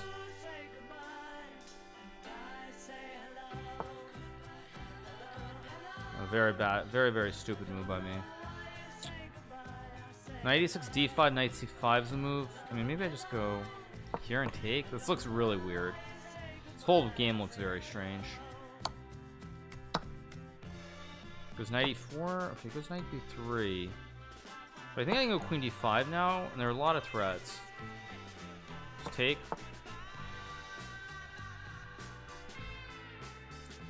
Just go maybe rook d8. So I can always, okay, takes, I take. I can go knight a7, knight b5. I mean, bishop d6 also looks pretty reasonable. The problem is that, again, is he winning or is he losing? Hopefully, he's doing okay.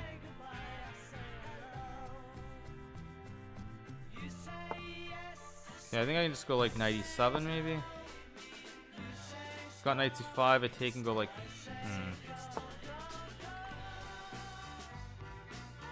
Let's go here. Try to put pressure on the pawn.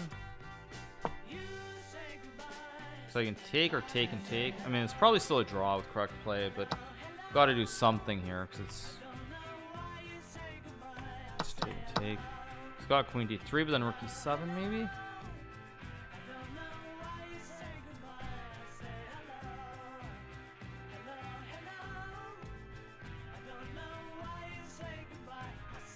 Calling it a knight after this game. What do you mean? No, okay, Rosen's gonna win. That's important. Okay, knight f1. Okay, this is not a great move. I know there should be something good for me here. Rook a8, queen d3. There's something. I can feel it, but I don't. I can feel like there's something here, but.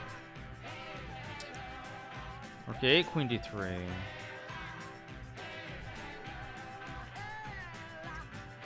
Guess I do this and play here.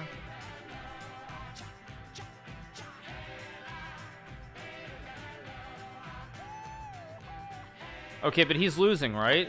Did he lose yet or not? Let's see. Did he lose? Okay. Oh, wait. That's a blunder. I go here.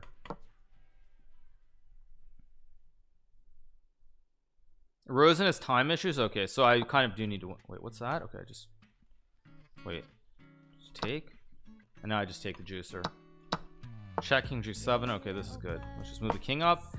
And now I'm going to win the game. This is perfect.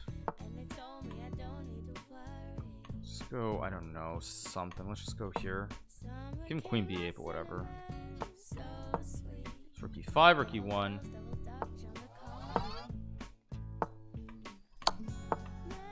Go here and go for checkmate. He'll resign. This is good. I'm going to win this one.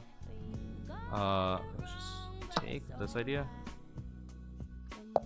Okay, resigns. Let's keep going.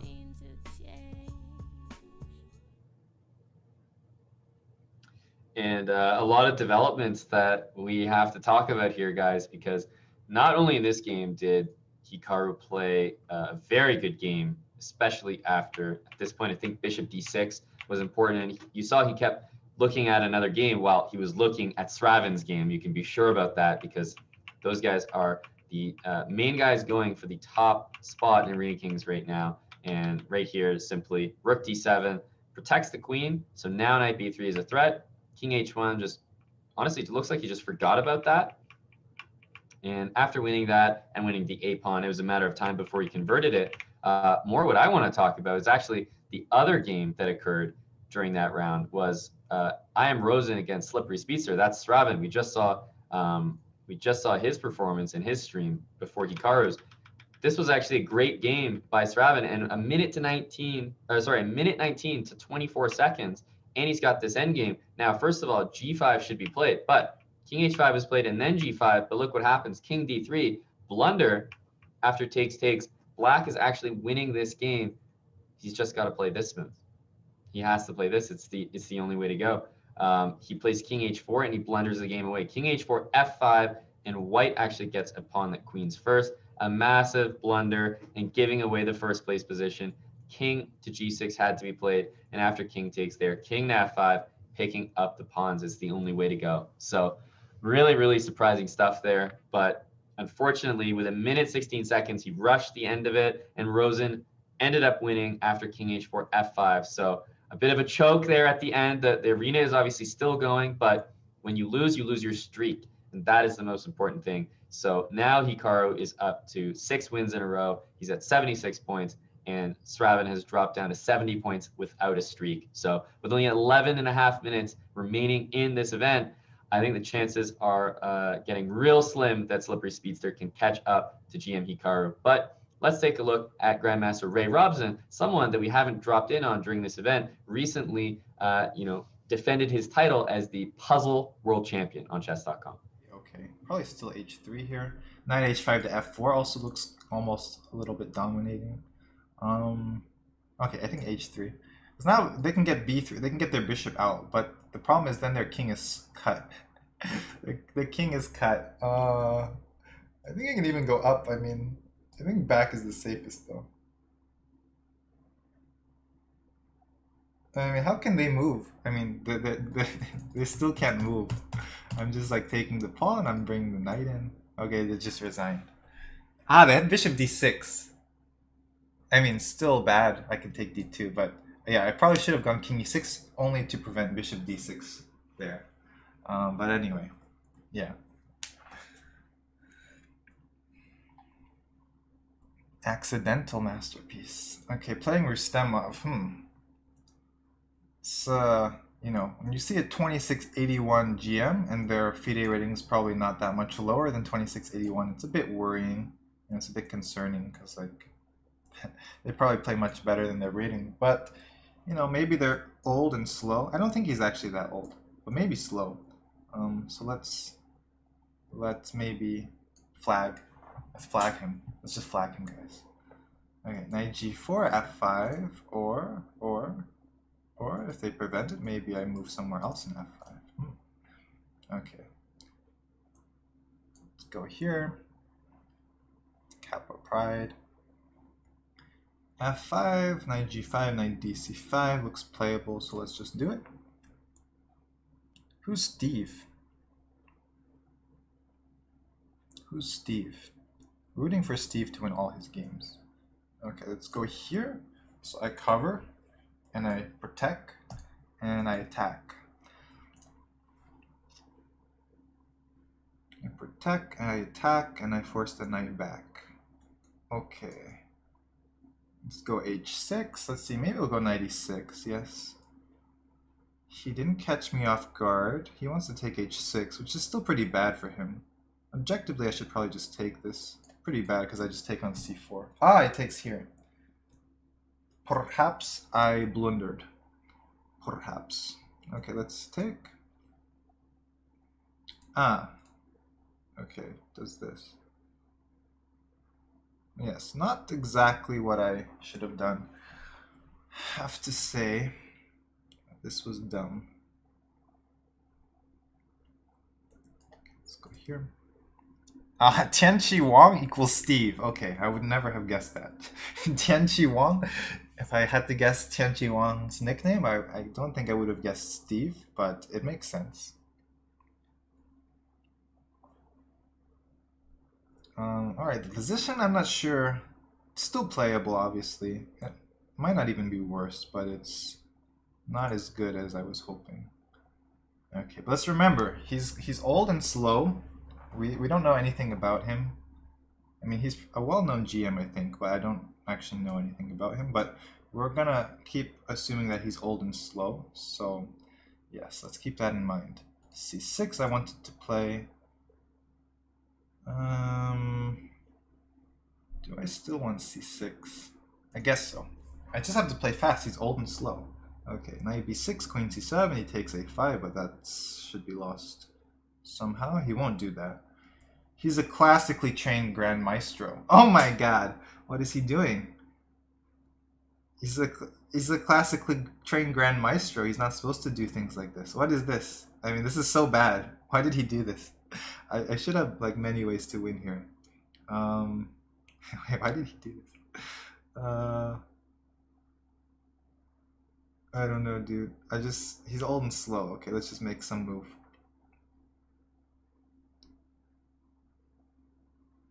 Yes, he is. I mean, he's he's Belarusian, I guess now. But, I mean, this is so bad. Somehow I didn't win his knight. Maybe there was some way to win it, but even without winning the knight, my position is now basically winning. Knight d3. Oh, wait, here? Here? His queen is trapped? He has to sack on d3. Okay, so he can go queen b6, but then, okay, the endgame is dead, of course. But he can, I mean, he has to try that. Okay, this is pretty funny. I don't even take the rook, I just trap his queen. Okay, takes. I guess I'll take the rook. And let's go e4, let's open bishop. Bishop here, bishop here. Yeah, take, I'll probably just take and boom, boom. And yeah, he loses too much stuff. He's losing all his stuff here. Ah, only 5 minutes left. 6 minutes. So after this game, I probably only have time for one more game. Unfortunate. And I probably won't get to play. Will I get to play Hikaru? Will I get the chance to redeem myself against Hikaru? Probably not. Let's see. And we'll see if Ray ends up getting paired with GM Hikaru in this particular matchup. He was just, you know, the comedy was there. He's enjoying himself. He's playing great chess. I will just show that funny queen trap that he was mentioning, because it is pretty rare that you'll see just in the middle of a game, some guy play queen c3 and then e4.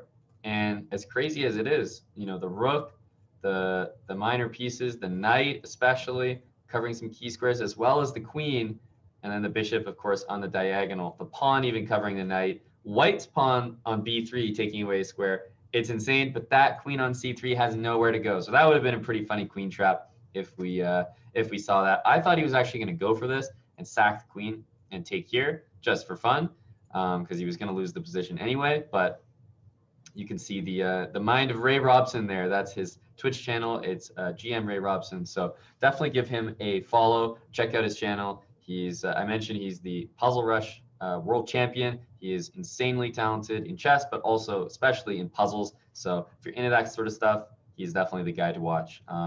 But in first place, I mentioned Sravin. He did drop out from chasing Hikaru. He is still doing so, but Hikaru is out to a very big lead, and we think that he's the favorite to take down this Arena Kings. But let's check in with him in what could be his final game of the event.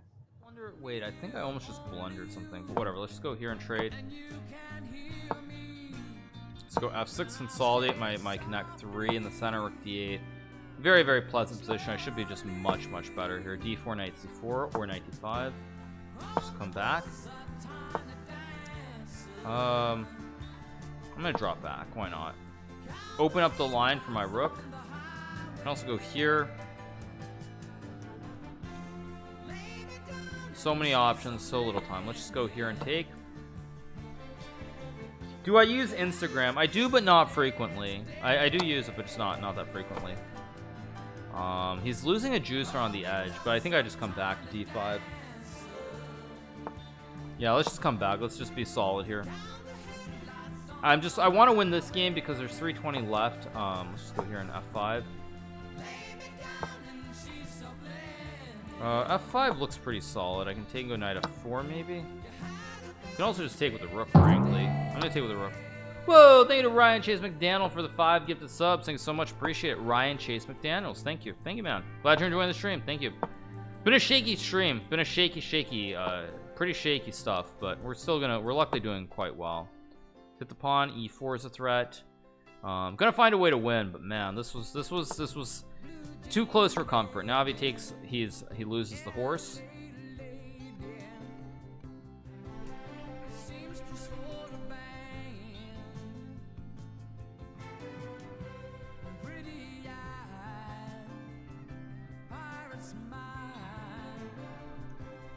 And this should be game over.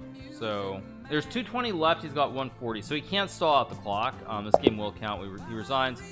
All right, we get the win. Yes, we get the win. Actually, you know what? We get the win. We get to 88. We're gonna get the victory. So I'm gonna run to the restroom, and I will be right back, you guys. And you know, the tournament winner definitely doesn't need the last 2 minutes of the event. He's going to take a bathroom break because he has already secured things. A very impressive performance by Hikaru. He mentioned he's at 88 points. He finished with 9 wins in a row. You guys can see the standings on screen there. He's being chased by a few people, but they will not make up, you know, 10, 11 plus points ground in the last minute and a half of this Arena Kings. So it looks like Arena Kings week 2 for Monday will be Hikaru taking it down. There's a few games going. I see Oscar Chess and Austin Lee, Carlos. There's so many players that are trying to get that last win in, and it looks like in this position, Austin Lee is the favorite maybe to get one more with the pawn. Okay, he's checking. The king is stuck here. Is he gonna be able to play F3 and rook their mate? No, he let the king escape. That could be crucial. He's winning the rook, but remember, there's only a minute left in the arena. And there's a minute left on his opponent's clock. So it depends if his opponent is, you know, going to play king g4 and blunder mate, or if he's going to resign. And he does resign, which he didn't have to do there. Some people do let the clock go down, so it doesn't count as a loss for them. But I think that means Austin Lee is looking good at the 1200 rating to take second place here. But it all depends on these other games and whether they can finish or not. So exciting finish here for the second, third, fourth place guys, all competing for spots there.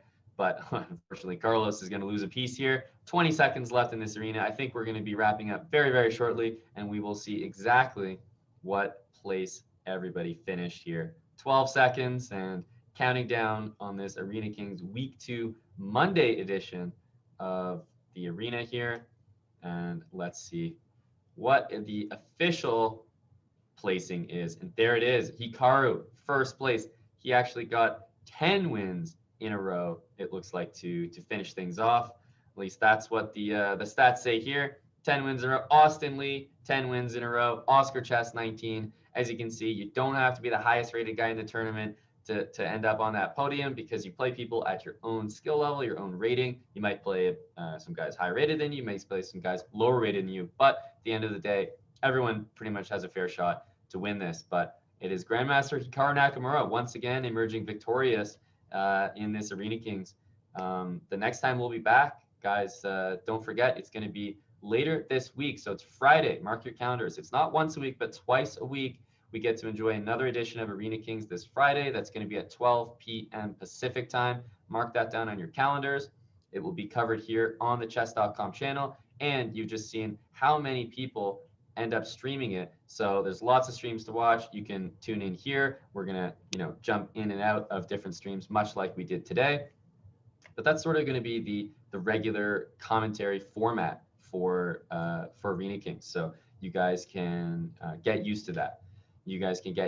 So thanks for hanging out with me today. It was a lot of fun, as usual. We get to drop in different streams, get some behind the scenes. And the good thing about watching Arena Kings here is that you get us, to do the work for you. We drop into the streams. You guys just sit back and say, oh, that looks like a fun stream. He looks like a cool guy. He was cracking some jokes. He had a nice win there. And you can go and give them a follow if you didn't know about their channel beforehand. So that's what Arena Kings is all about in Season 6. We are going to be sending off the raid as we close out to Grandmaster Maurice Ashley I believe he is currently streaming at the moment. So we'll be sending the good people of Twitch, you guys, over there. So hopefully if you got a little bit more chess energy in reserve this Monday evening or Monday morning or Tuesday morning, wherever you're watching from, stick around. We're going to head over to Maurice Ashley's channel. But thank you. My name is Grandmaster Mon Hamilton. I stream over at the Chessbrah channel, twitch.tv/Chessbrah. You can check me out there. But it's been a pleasure today, guys. Thanks for watching, and stick around for Arena Kings coming up again next Friday. Send the raid off to Maurice. See you later, guys.